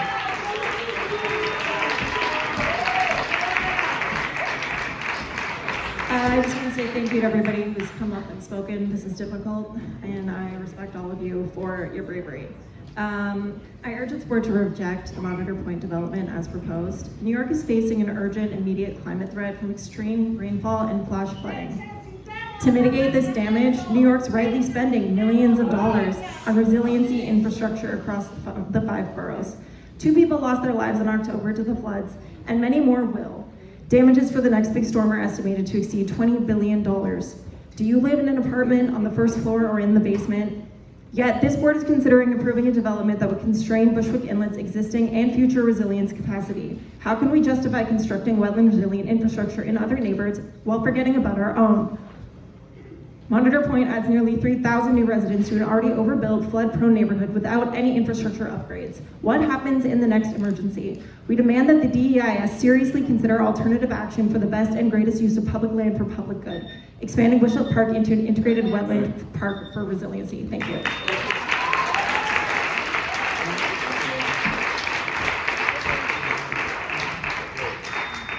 Hi, my name is Caroline and I'm also a Greenpoint resident. When we talk about the Bushwick Inlet, we're not talking about an abstract waterfront. We're talking about a living ecosystem, one that's been jeopardized by decades and decades of hard industry, of which commercial development is just the next one.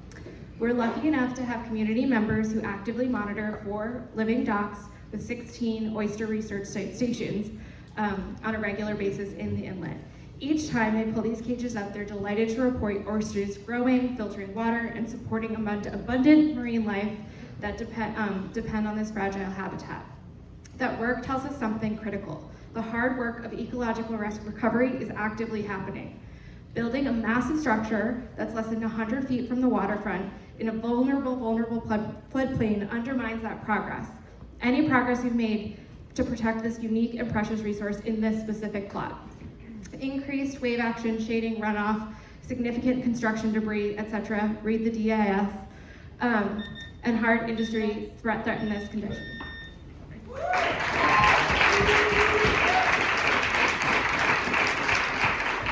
My name is Sarah Roberts, and I am here to oppose the proposed Monitor Point development at 40 Quay, not because I dislike change or I don't want affordable housing, but because we must protect what is truly irreplaceable. The former marshland that was described as replaceable, Bushwick Inlet Park. Bushwick Inlet is not just another piece of industrial shoreline. It is a tidal estuary, a dynamic ecosystem where fresh water meets salt water, supporting unique plants, fish, invertebrates, and other migratory birds. Estuaries like this are among the most productive habitats on Earth and form critical links in the larger East River ecological corridor. These tidal wetlands provide natural climate resilience. They slow down storm surge, absorb floodwaters, store carbon, and buffer our community from increasingly frequent and severe weather events. As Monty mentioned, 2 people died in the span of under 10 minutes in Brooklyn this past year. Next.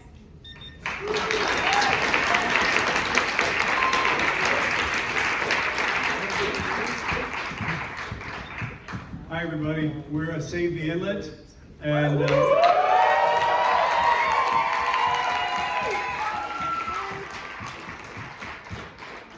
we'd like to speak to Councilmember Lincoln Ressler, the Brooklyn Community Board 1, Brooklyn Borough President Antonio Reynoso, and the New York City Planning Commission.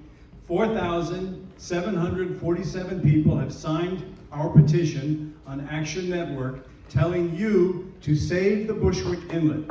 Say no to the 40 Quay Monitor Point rezoning. And here are Here's the petition they signed. We, the undersigned, urge Councilmember Lincoln Ressler and all ULURP stakeholders to vote no, without conditions, on the upzoning of 40 Quay Street. This land belongs to the public and must serve the public good, not private luxury development. Thank you very much. Thank you everybody for coming.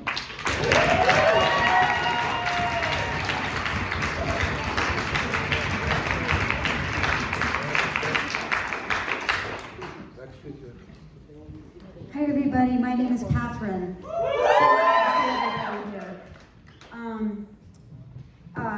So I just want to talk about this familiar corporate playbook being used here when designed to push oversight projects through ULURP by dividing communities and distorting facts. Gotham organization claims the Monitor Point project has divided the neighborhood. That is simply not true. Nearly 5,000 people have signed a petition opposing the upzoning at 40 Quay, and more than 75% of those signatures are local. This is not division, that is unity. This community is clear. Public land must be used for the public good, not for private private profit. Now let's talk about what Gotham is not showing. We were presented with renderings, open skies, low buildings, people strolling about. But those images hide the truth. What is actually proposed is approximately 120 stories of glass and steel, 3 towers about 60, 45, and 25 stories, forced onto just 1.8 acres of publicly owned land. One of those towers would be 1/3 taller than any other building in Community Board 1. And so here you see a different rendering where you see the height and bulk right up against the park. And despite these claims, this massive private development shoved up against our fragile, already narrow Bushwick Inlet Park, just 50 feet from the water's edge. And despite claims about open space, this project would reduce open space per capita, squeezing 3,000 new residents onto less than 2 acres. It even proposes to shrink the waterfront access plan from 40 feet to 30 feet, taking public space away from the public. So I call upon this board and for our electeds, we need leadership that lives in the climate emergency reality. That means 100% affordable housing built in safe locations above the floodplain, not in the coastal flood zone. It means investing nature-based resilient infrastructure, not glass towers at the water's edge, and it means valuing, preserving, and expanding the precious open space we all share in the waterfront, not selling it off to private developers. Because we know this project is not about parks, it's not about community benefit, it's not about resilience, it's about maximizing private profit on public land. CB1 must reject this upzoning. Public land must serve the public good, now and for generations to come. Thank you.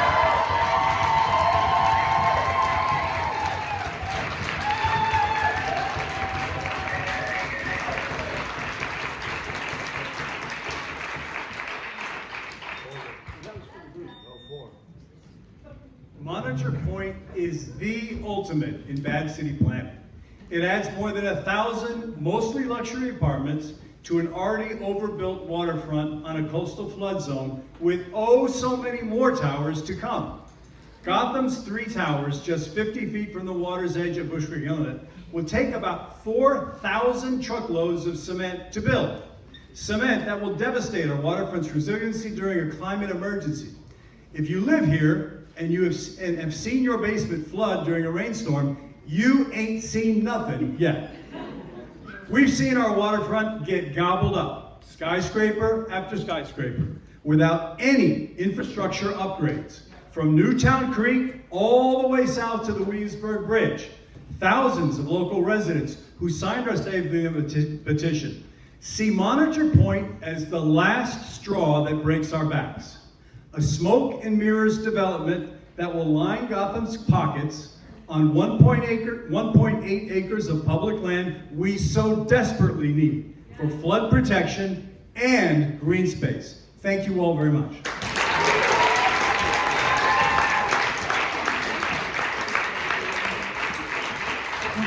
Hi, my name is Laura Hoffman. I've been involved with practically all of the planning processes that have led up to this moment in the community. I'm actually very sad to be here to oppose the Monitor Point project.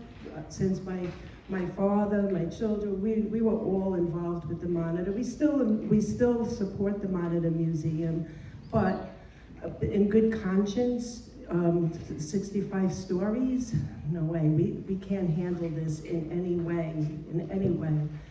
Today I was really sad to, right after I submitted my written testimony, which is much longer, I received an email commemorating today was the anniversary of Irene Klementevich's death.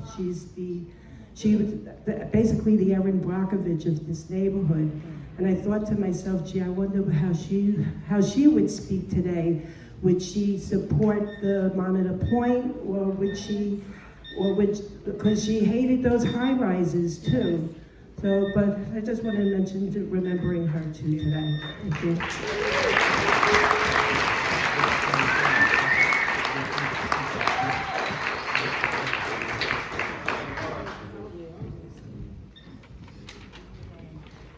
Hi, I'm Kim Frazier, and I'm here today to strongly object to Gotham's development proposal.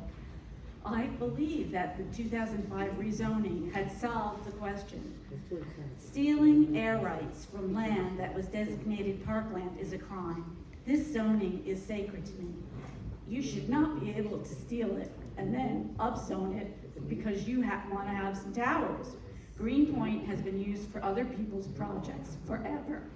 The efforts by the community to finally create a world-class park on the East River waterfront has been a priority for as long as I can remember.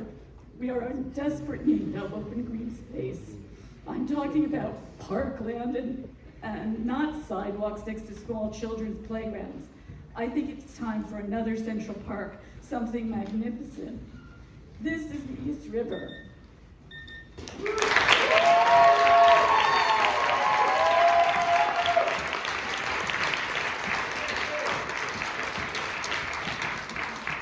Hi everybody, I'm Janet Belden, and I am speaking against Monitor Point proposition. New York City, with its hundreds of miles of coastline, must learn how to manage the threat of serious flooding caused by increased precipitation, storm surge, rising sea levels. It must learn how to live with water. Living safely with water means being honest about the risks of rapidly changing climate, building robust and comprehensive resiliency along our waterfronts, updating drainage infrastructure to manage stormwater, and not at least situating new development outside the city's floodplains. Such is the case with the Gotham Tower plan for Quay Street in Greenpoint.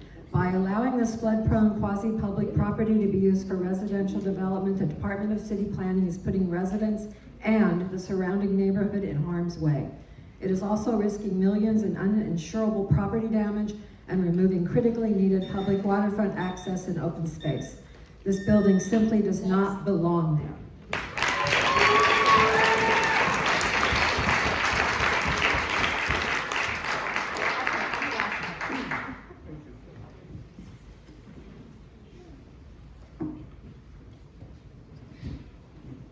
Corricantin, Omer Odu, Sabina Omer Odu, Rice Lynn Garden, Daniela Castillo, Luca Marcelli, Jonathan Suarez, Stephanie Andrews, Gerson Ascona, Royan Dacres, Veronica Zapasnik, Gabriel Williams, Jerry Ratz, Carola A. Sumsky, Maria Cura, Nick Shannon, Eric Nilsson, Lena Irons, John Dogger, Martina Cesna, Elizabeth Cernadas,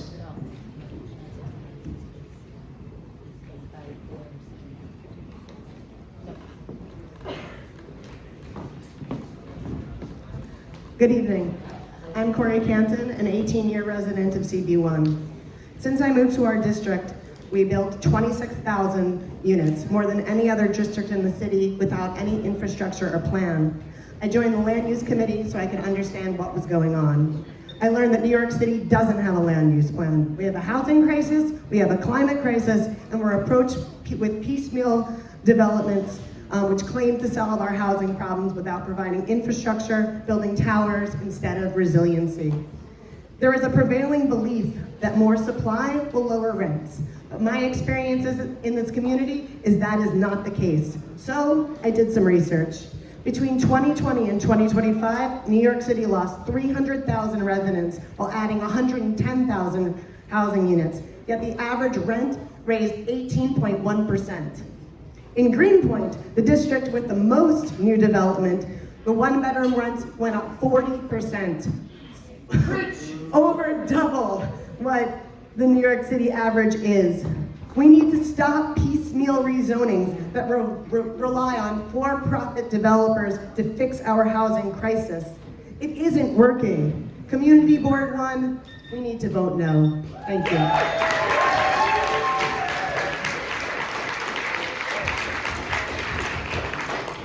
Good evening, my name is Raisa Lynn Garden Lucerna and I'm the Environmental Justice Manager of El Puente, la hija de los fundadores del Puente, and most importantly, a lifelong resident of Los Sures. El Puente believes in holistic community planning and we're here to support public land for public good. Over 30 years ago, this entire community, north side and south side alike, worked on a plan for a continuous park along the water with jobs and affordable housing. Instead, we got the 2005 rezoning, fragmenting that community-led 197A plan and causing rapid gentrification over the years, displacing members of my community. Gotham Towers will perpetuate this legacy and cycle. We've seen the way it's happened with other waterfront developments and how the community and waterfronts continues to change, how they make and break their promises. Communities starved of affordable housing and green public space are always forced to choose between one or the other. But why must we choose? We have always advocated for more parks and green space for our community programs, and to address the historic environmental injustice and protect from climate change threats today and into the future. Not 3 massive towers in the floodplain that will cause further infrastructure.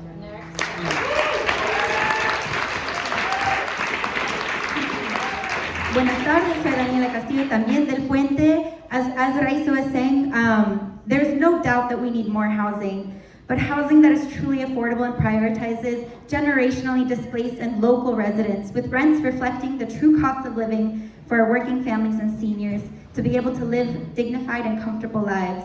Not housing that prioritizes developers' profits over people. Not rents based solely on an artificially inflated area, AMI, right? Area median income in a city where the gap between the working class and wealthy elite distorts what truly affordable means.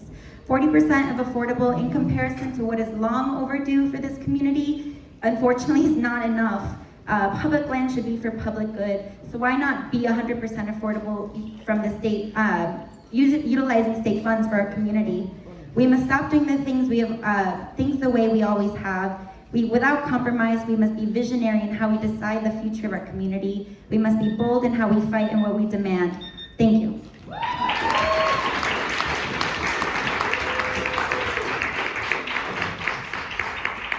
Hi, my name is Stephanie. I have lived and worked in Williamsburg for 13 years and I support Monitor Point.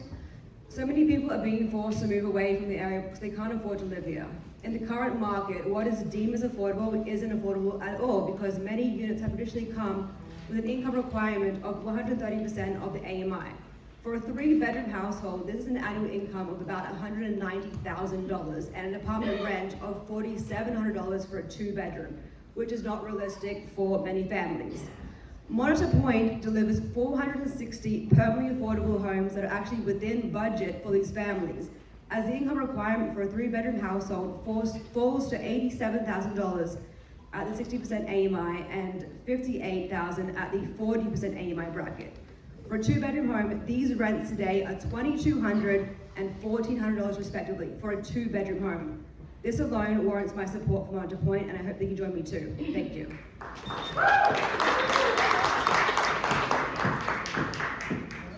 Good evening. I'm asking you here to vote no on this proposal. I'm also asking you to expand Bushwick Inlet Park to include this property. New Yorkers are constantly pushed to choose between affordable housing or public parks, to sacrifice waterfront climate change protection for basic dignity. Artificially created scarcity in space for museums and public schools are once again used to justify billions in profits for a handful of developers taking away space from New Yorkers forever. During Sandy, we suffered more than $19 billion in damages. Developers don't get to pay for damages due to reckless development in New York City. We do.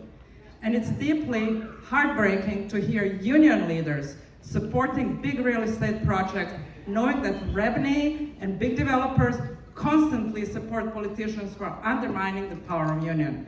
And for my union brothers and sisters, we want you to work for us, taxpayers and New Yorkers. We want you to build resilient waterfront park here, to build affordable housing on thousands of locations already identified all around the city, outside of planes, and close to public transportation. Time is up. Same for museum workers. I'm really sad you did this. Let's have consideration for the other people who want to speak, please.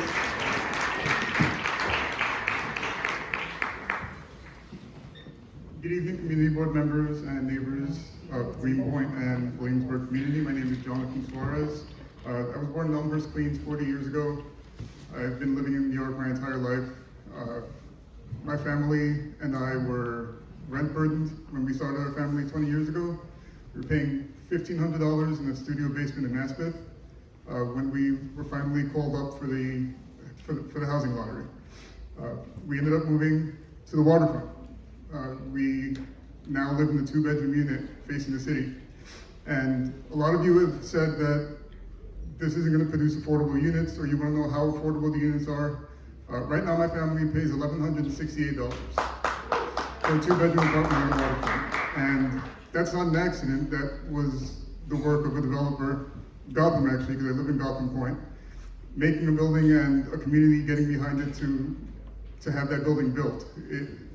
If these meetings had gone on and if that had happened to Gotham Point, I don't know where we'd be right now.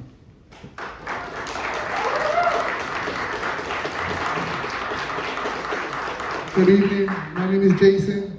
I was born and raised in Brooklyn and a proud member of Local 79. I also attended Automotive High School on Bedford Avenue. I support the Monitor Point project right now. There's a huge industrial building blocking people from getting to the East River. This project finally opens up the waterfront so that we can all enjoy it. Just close your eyes and imagine a beautiful waterfront public space and museum for our kids and shoreline protection. Now imagine we don't do nothing and it stays just a truck warehouse. I know which option I support. This is the kind of growth and development we need. I support Monitor Point. Good evening. Hi, my name is Luca, and I'm a Brooklyn resident and a grad student in urban planning at Columbia. From both a planning and environmental perspective, I strongly oppose this proposed rezoning and development. It would rezone rare, publicly owned waterfront land to allow huge development that is dramatically out of scale with the surrounding neighborhood and with the intent of the 2005 rezoning. The core of that rezoning envisioned this area as future public open space, not large luxury towers at the water's edge. It's also critical to acknowledge the history of the site. For centuries, this land birthed America's fossil fuel industry, including Shell, ExxonMobil, and Motiva crude oil processing. Millions of gallons of oil has leaked into the ground and water, poisoning the land and local residents. And this neighborhood has bared the brunt of that environmental injustice for far too long. In a time of climate emergency, this moment now should be a turning point together. After generations of extractive industrial use, this community deserves healing, not return to intensive high-risk development. The inlet is one of the last estuarine systems in North Brooklyn, with the real potential to function as a living ecological and community asset if it's protected. We can't accept public land giveaway for private profits. It has to be no.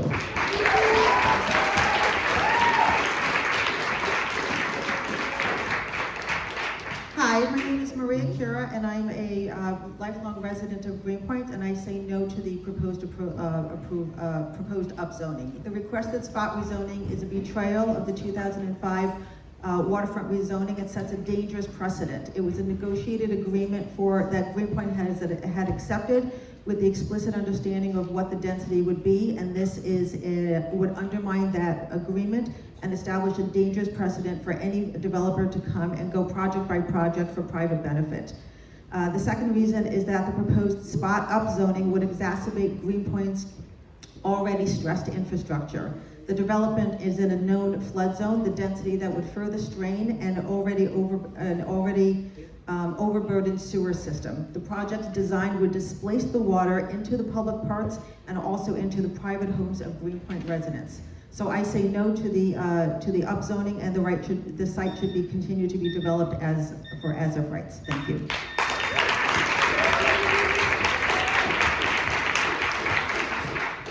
Dobry wieczór. My name is Weronika Zapasznik. I represent both the old and the new Greenpoint. I immigrated here from Poland in 1990. I have deep roots in the community for 35 years, and I grew up in a basement with my parents and two other Polish people. As a child, my mother performed in Polish theater in this actual auditorium. After college, I returned to Greenpoint as a professional in finance and have lived here myself for the last 10 years.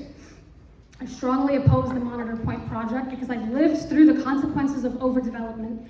CB1 has added almost 30,000 housing units since 2010, while other Brooklyn districts have added as few as 500. At the same time, we have one of the lowest park space ratios per capita in the city, 30 square feet per person versus a New York City average of 80. Listen up, the median income in CB1 is $100,000, one of the wealthiest districts in the city. So when this project claims affordable housing, we're speaking about 60 to 80% of AMI. That housing is hardly affordable. I work in finance and I can hardly afford to live here.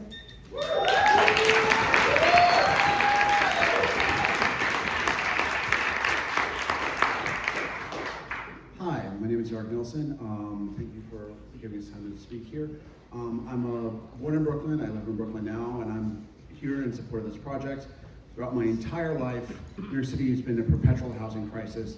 I keep seeing friends and family leave because they don't have a place to live. They don't have an affordable place to live. This development would bring 40% affordable, bring 460 deeply affordable units, which the community desperately needs. Thank you.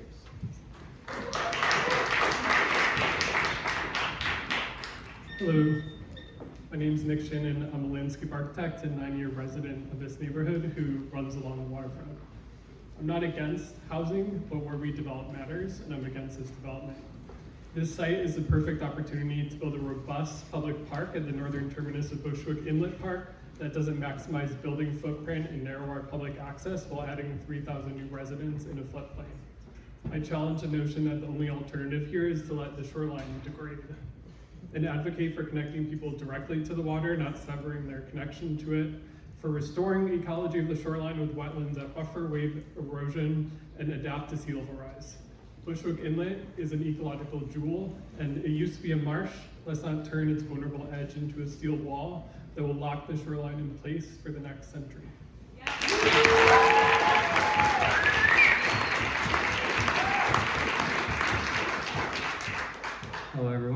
Thank you for the community board for having me speak. My name is Lon Irons. I'm a psychiatrist working in the public hospital system. I've been working in the public hospital system for about 10 years, predominantly now with homeless individuals, homeless families, particularly in the domestic violence shelter system.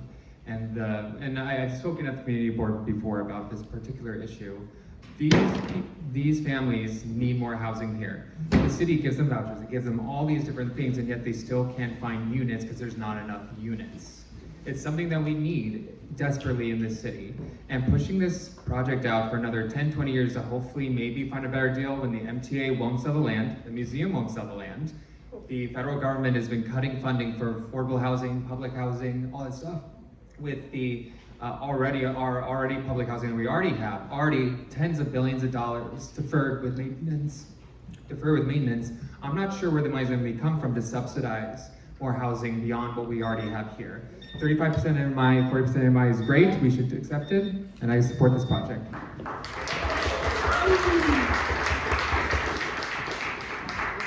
Good evening, everybody.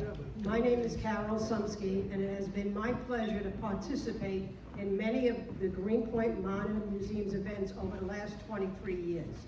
I have also been very active in many other Greenpoint community organizations. I feel a strong connection to the USS Monitor's birthplace because several of my ancestors worked for the Continental Iron Works, where the Monitor was built and launched on January 30th, 1862. My family has lived in Greenpoint community for 5 generations. The history of the USS Monitor is very important to me, and it needs to be preserved for future generations. Our chance to preserve that history is now. This proposal is how the Greenpoint Monitor Museum will get a permanent home on its land, as well as a significant amount of publicly accessible open space. We cannot afford to miss this opportunity. That is why I'm asking the board to support this project. I am looking forward to the Greenpoint Monitor Museum having a permanent home on the Greenpoint waterfront. History needs to be shared. Thank you.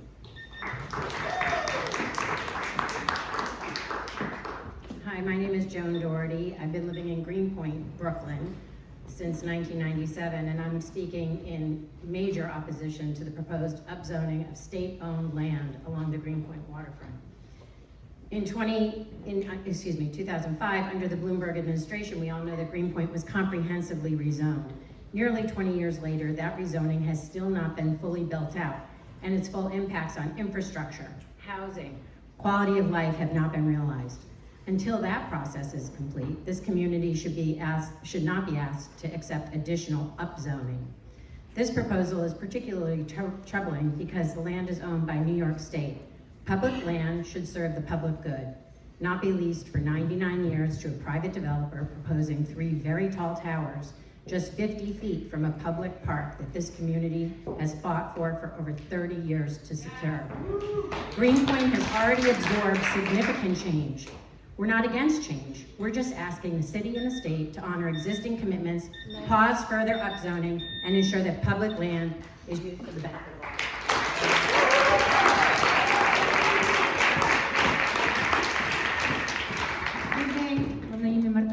I'm also Polish. I've been living here for over 20 years. If my family hadn't had the good fortune of buying their home, they wouldn't be able to, I wouldn't be able to afford living here, nor would my brother, his family, and anyone else that happens to live in our house.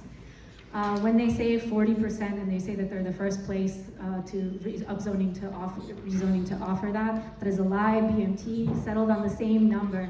That's what they usually go for. We can ask for and we should demand more than 50, 60, 70, I don't know, like this is not enough. Furthermore, the fact that you guys are looking in like IBZ in Bushwick, you have an IBZ zone right there. You can relocate this garage like a few doors down. The fact that you are choosing not to do that means that you plan to redevelop and rezone the IBZ as well. And that's where this stupid building can go as well, but not on the waterfront. Thank you.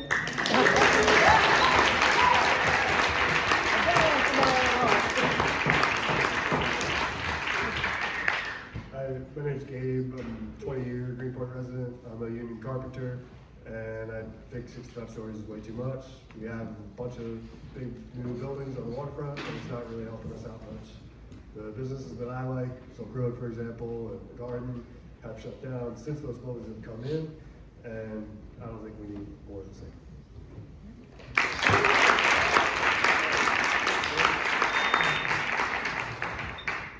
Howdy y'all, my name's Jerry. I'm against this project. I think we need truly affordable housing here. We need a real park.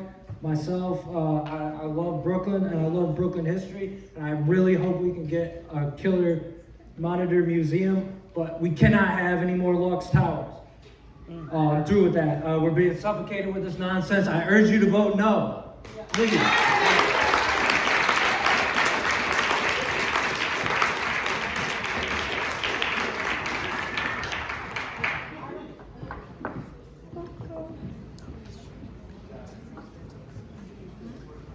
Laura James, Luz Rosero, Judy Rocha, Erika Yakubasa, Joseph Meti, Gianna Amador, Leigh Salent, Pierre Hills, Jane Poole, Sonia Masawi,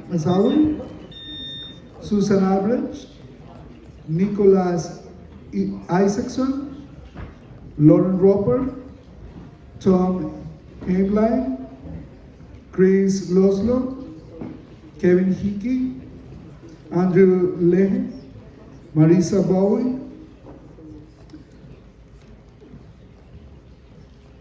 Kate Yuske, Emily Kakem, Liu Lanagway, Leo Cloretti, Cesar Coe,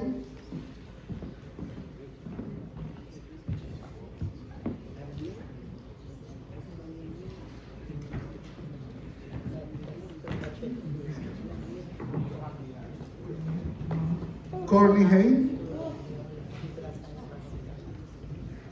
Buenas noches, mi nombre es Judith Rocha. Estoy acá como un miembro de la comunidad, donde yo vivo en el 143 de Berry Street, el norte 6, desde el año 1991. Estamos luchando con todos los inquilinos en el edificio. Si no fuera porque nosotros nos organizamos y pertenecemos al grupo 1, la verdad, el casero hiciera lo que le diera la gana y ya nos hubiese votado. Estoy aquí para apoyar al proyecto de Monitor Point.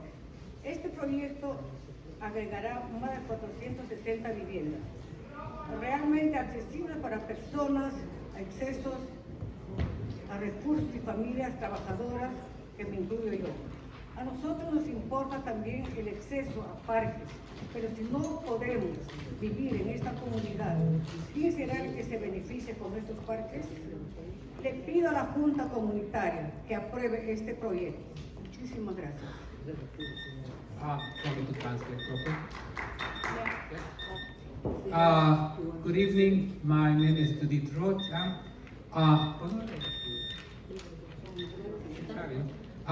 My name is Judith Rocha. I'm a resident from North Brooklyn. I live in Berry Street since 1990s. I'm here in support of this project.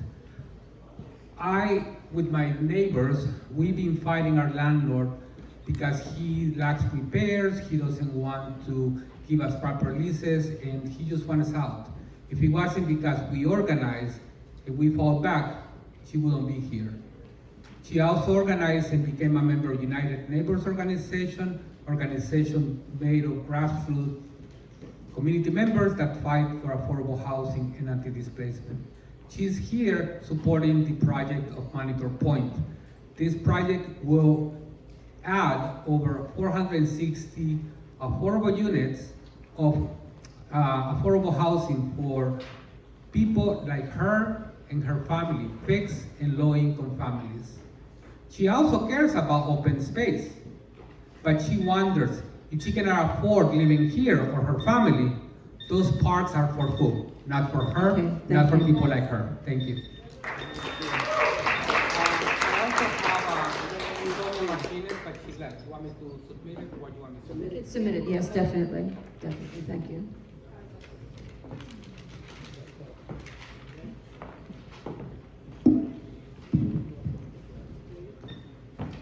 Hi, my name is Pierre Hills, and I've been a New York City resident for the past 10 years, the last 5 of which have been in Williamsburg.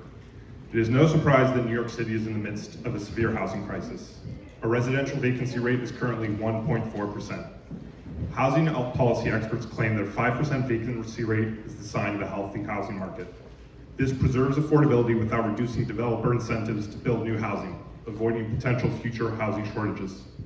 Housing experts believe that New York City needs to develop approximately 50,000 units per year over the next decade. For context, since 2001, we have delivered on average 33,000 units per year and have surpassed the 50,000 unit mark only once. Delivering on our housing goals will require a Herculean effort where different stakeholders come together to work towards a common goal.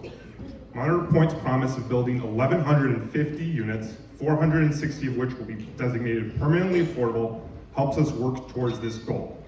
With the added benefit of delivering public green space, honoring Green Point's history, and funding the MTA. Thank you. Good evening. My name is Susan Albrecht. I have been a resident of Greenpoint for over 35 years and a former member of the Community Board. I respectfully ask the Community Board to reject the proposal for the rezoning of Monitor Point. This is an unprecedented zoning action. 20 years ago, Greenpoint and Williamsburg underwent a major rezoning. Since then, nearly 26,000 new housing units have been added to our area. There is a reason this particular parcel was not included in the original community-wide rezoning. It was intended to become part of Bushwick Inlet Park, With tens of thousands of new residents, our community does not need more towers. We need open space that we were promised. Our district has one of the lowest ratios of open space per resident in New York City. Anyone who visits McCarran Park on a mild day sees the reality. Thousands of people squeezed into a limited park. Preserving natural space is not a luxury for us, it is a necessity.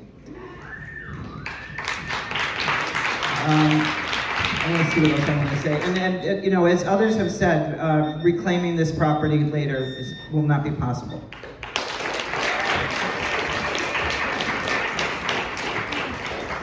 Hi, I'm Chris Losco, and I've been a renter in North Brooklyn for over a decade, and I'm here to support this project. I was married in this neighborhood, and I'm now raising a family in this neighborhood, and hope my children can be lifelong Greenpointers. Simply put, we're in a housing crisis, and New York is not playing its part in addressing this crisis. Rents decrease when you build more housing. It's happening all across the country. The development team has shown what can be built here as of right, which is 70 affordable units versus the 460 proposed.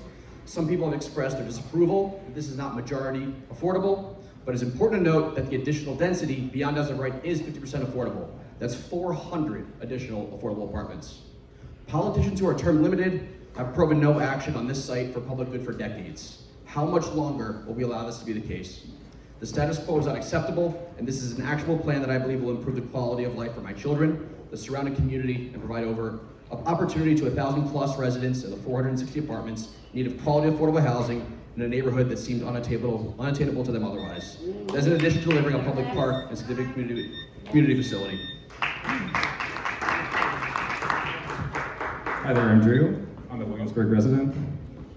Because of our housing shortage, Zoran Mamdani's first executive order as mayor on day one of his administration was to create a task force for building housing on city-owned land. He understands the dire need for more housing here. The people calling it a giveaway are simply not telling the truth.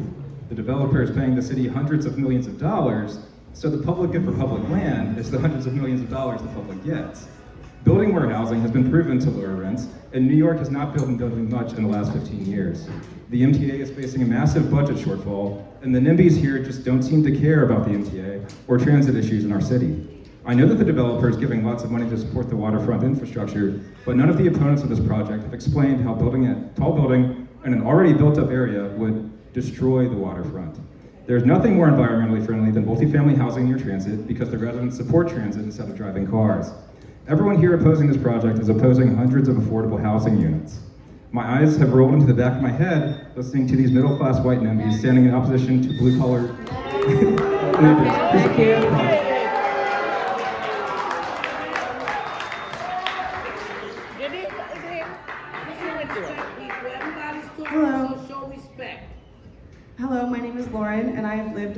environmental engineer on some of New York City's most polluted brownfield sites the past 5 years.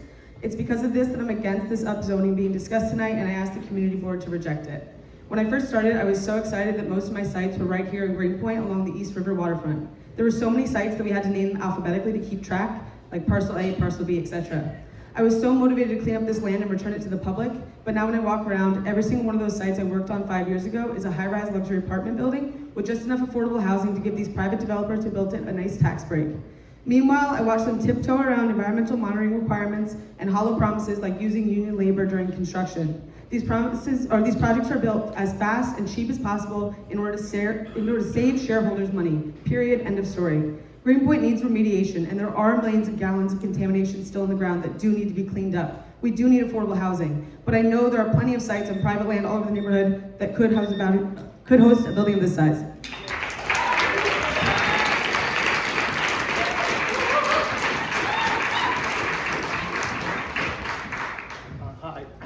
Hi, my name is Tom. Speak closer. Should I speak directly into the Hi, my name is Tom Hamline. I've lived in Williamsburg for a long, long time. Recently retired from a housing and homeless service organization where I oversaw the building or rehabbing of 250,000 units of affordable housing. So I know a little bit about this topic. I want to talk about AMI, Area Median Income. This is the sort of the classic metric for affordable housing. This project has AMI ranges from 40% to 100%. And the developers say that the average AMI for all the affordable units will be 60 to 65%. So what does this mean? Why do we care? This means that the average families occupying the affordable units will earn $105,000 annually. Families at the low end, the 40% units, will be earning $65,000. That's the low end. Families at the high end of AMI, $162,000. What does this mean? It means that the overstretched and overstressed families living in North Brooklyn will not be living in this project. Why? Because they're too poor. Thank you.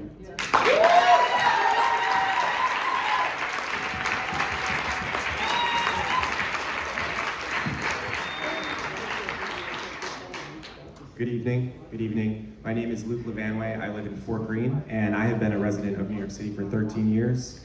If you're here and you're trying to stop this proposal, I would ask you sincerely, what is your proposal for building 460 or more permanently affordable homes at Monitor Point? If you actually have a better plan, please let me know. I'd love to support it.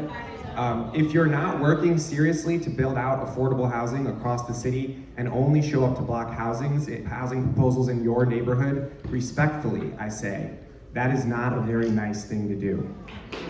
In fact, that attitude is exactly what got us into the housing crisis. I see this happening in many neighborhoods. Existing residents block more housing, then the least fortunate among them are gradually displaced over time as high earners move into the limited number of apartments.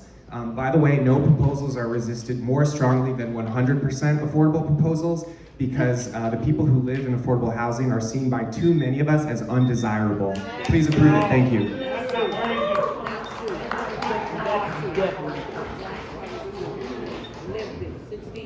Hi, good evening. My name is Luke. I'm a longtime Manhattan Ave resident, and I want to talk about kind of just this last summer, the building next to me. They were working on it. They did some simple work. They put in new flooring. They put in cabinets. And when I look on StreetEasy, when I look on Zillow now, the rent in that unit doubled. Why were they able to do that? The reason why is because New York City is in a housing crisis. It's because we don't build new housing. When we don't build housing, it just leads to people bidding up the existing housing stock. What does that mean? It means that the units that were next to me, that used to be affordable, are now twice the rent. This project is an absolute no-brainer. It builds us open space, it builds us a continuation of the open space that has been enabled in the past 15 years by the development along the Greenpoint waterfront. It funds public transit, and most importantly, it gives us much needed housing, including 400 affordable units.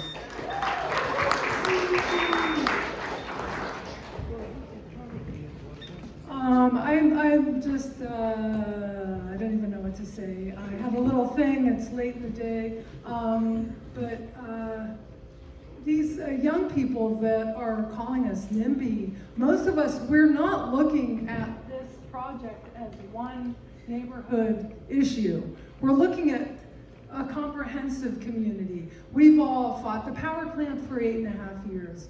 We've worked on the Superfund things and the plume. We've all worked like public education and helped the schools. And I spent today in public housing, helping a resident in public housing. We're not like just a bunch of NIMBY people. And our community, it's like, well, for 14 years in a row or so, we've had more housing built in New York City. That's like winning the Super Bowl 14 years in a row. Would that be like, oh, a good thing? I don't think people would feel like that's fair and that's a good thing. We have built more housing by a long shot. Anyway, I didn't do my speech, but I love this neighborhood. And you know what? Come work in public housing with us. Come help us. Come volunteer. I think they're going to continue working in their father's businesses. Yeah, I don't work crazy. Good evening, everyone. My name is Courtney, and I think if we don't remember the ecological story, we're not going to be talking about affordable housing and luxury living, so I'm going to bring up that thread again. So dense development needs living counterbalance. Concrete and steel can't photosynthesize, can't absorb CO2, can't cool air through evapotranspiration. It can't support the biodiversity that signals a functioning ecosystem. Eliminate this open space, and we eliminate natural processes our survival depends upon. I'm the one who's been writing the community board, Mr. Ressler, about applying for legal personhood for this marshland. And since Citizens United in 2010, we've expanded legal rights for corporations to influence our democracy through unlimited political spending. ExxonMobil also has personhood for their corporation. So yeah, participation. Thank you. Hello. Hey, my name is Jamie. I live on Manhattan Avenue, and I'm in the process of raising 3 kids here. And Luke, I'm going to agree with you that this project is a no-brainer, but not for the reasons you think it is. I think everywhere you drill down on this project, it shows a profound cynicism, from a 100-year lease that's not a sale to the procurement of air rights that don't exist. But nowhere am I asked to believe more than when I'm asked to believe that a nonprofit that in 30 years, has not cracked a $16,100 budget is going to take over as much artistic programmable space as the new Whitney added on. I don't believe that, and I think that you, the Monitor Museum, much as I respect what you do, I think you're being played. So I had an alternate suggestion, because this whole project hinges upon your ownership of a small piece of land. Why don't you use that leverage to demand a park that has a recreation of the Monitor in it that kids can look at, that they can understand, that doesn't require you to do something? And you will be serving your legacy more purely and more effectively than I think you ever could with this museum that's not going to exist. I will just say one last thing. I've spent my entire life in nonprofit work founding it. That's it, thanks. Time's up, thank you. All right, so. Okay, congratulations, everybody. You actually did it in the amount of time.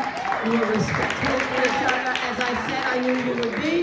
And once again, you are the very best. So thank you. So I'm going to meet now with the members of the Land Use Committee. But again, thank you, everybody. Congratulations for being amazing. Thank you. So I'd just like to meet here with the members of the Land Use, huh?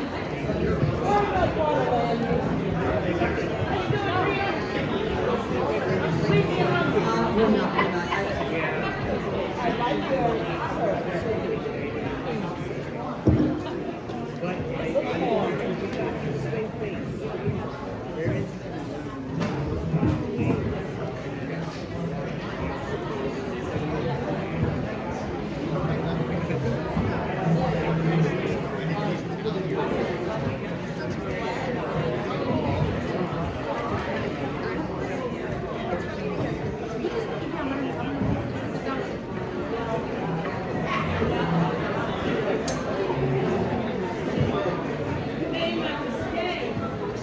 Committee members, stay please.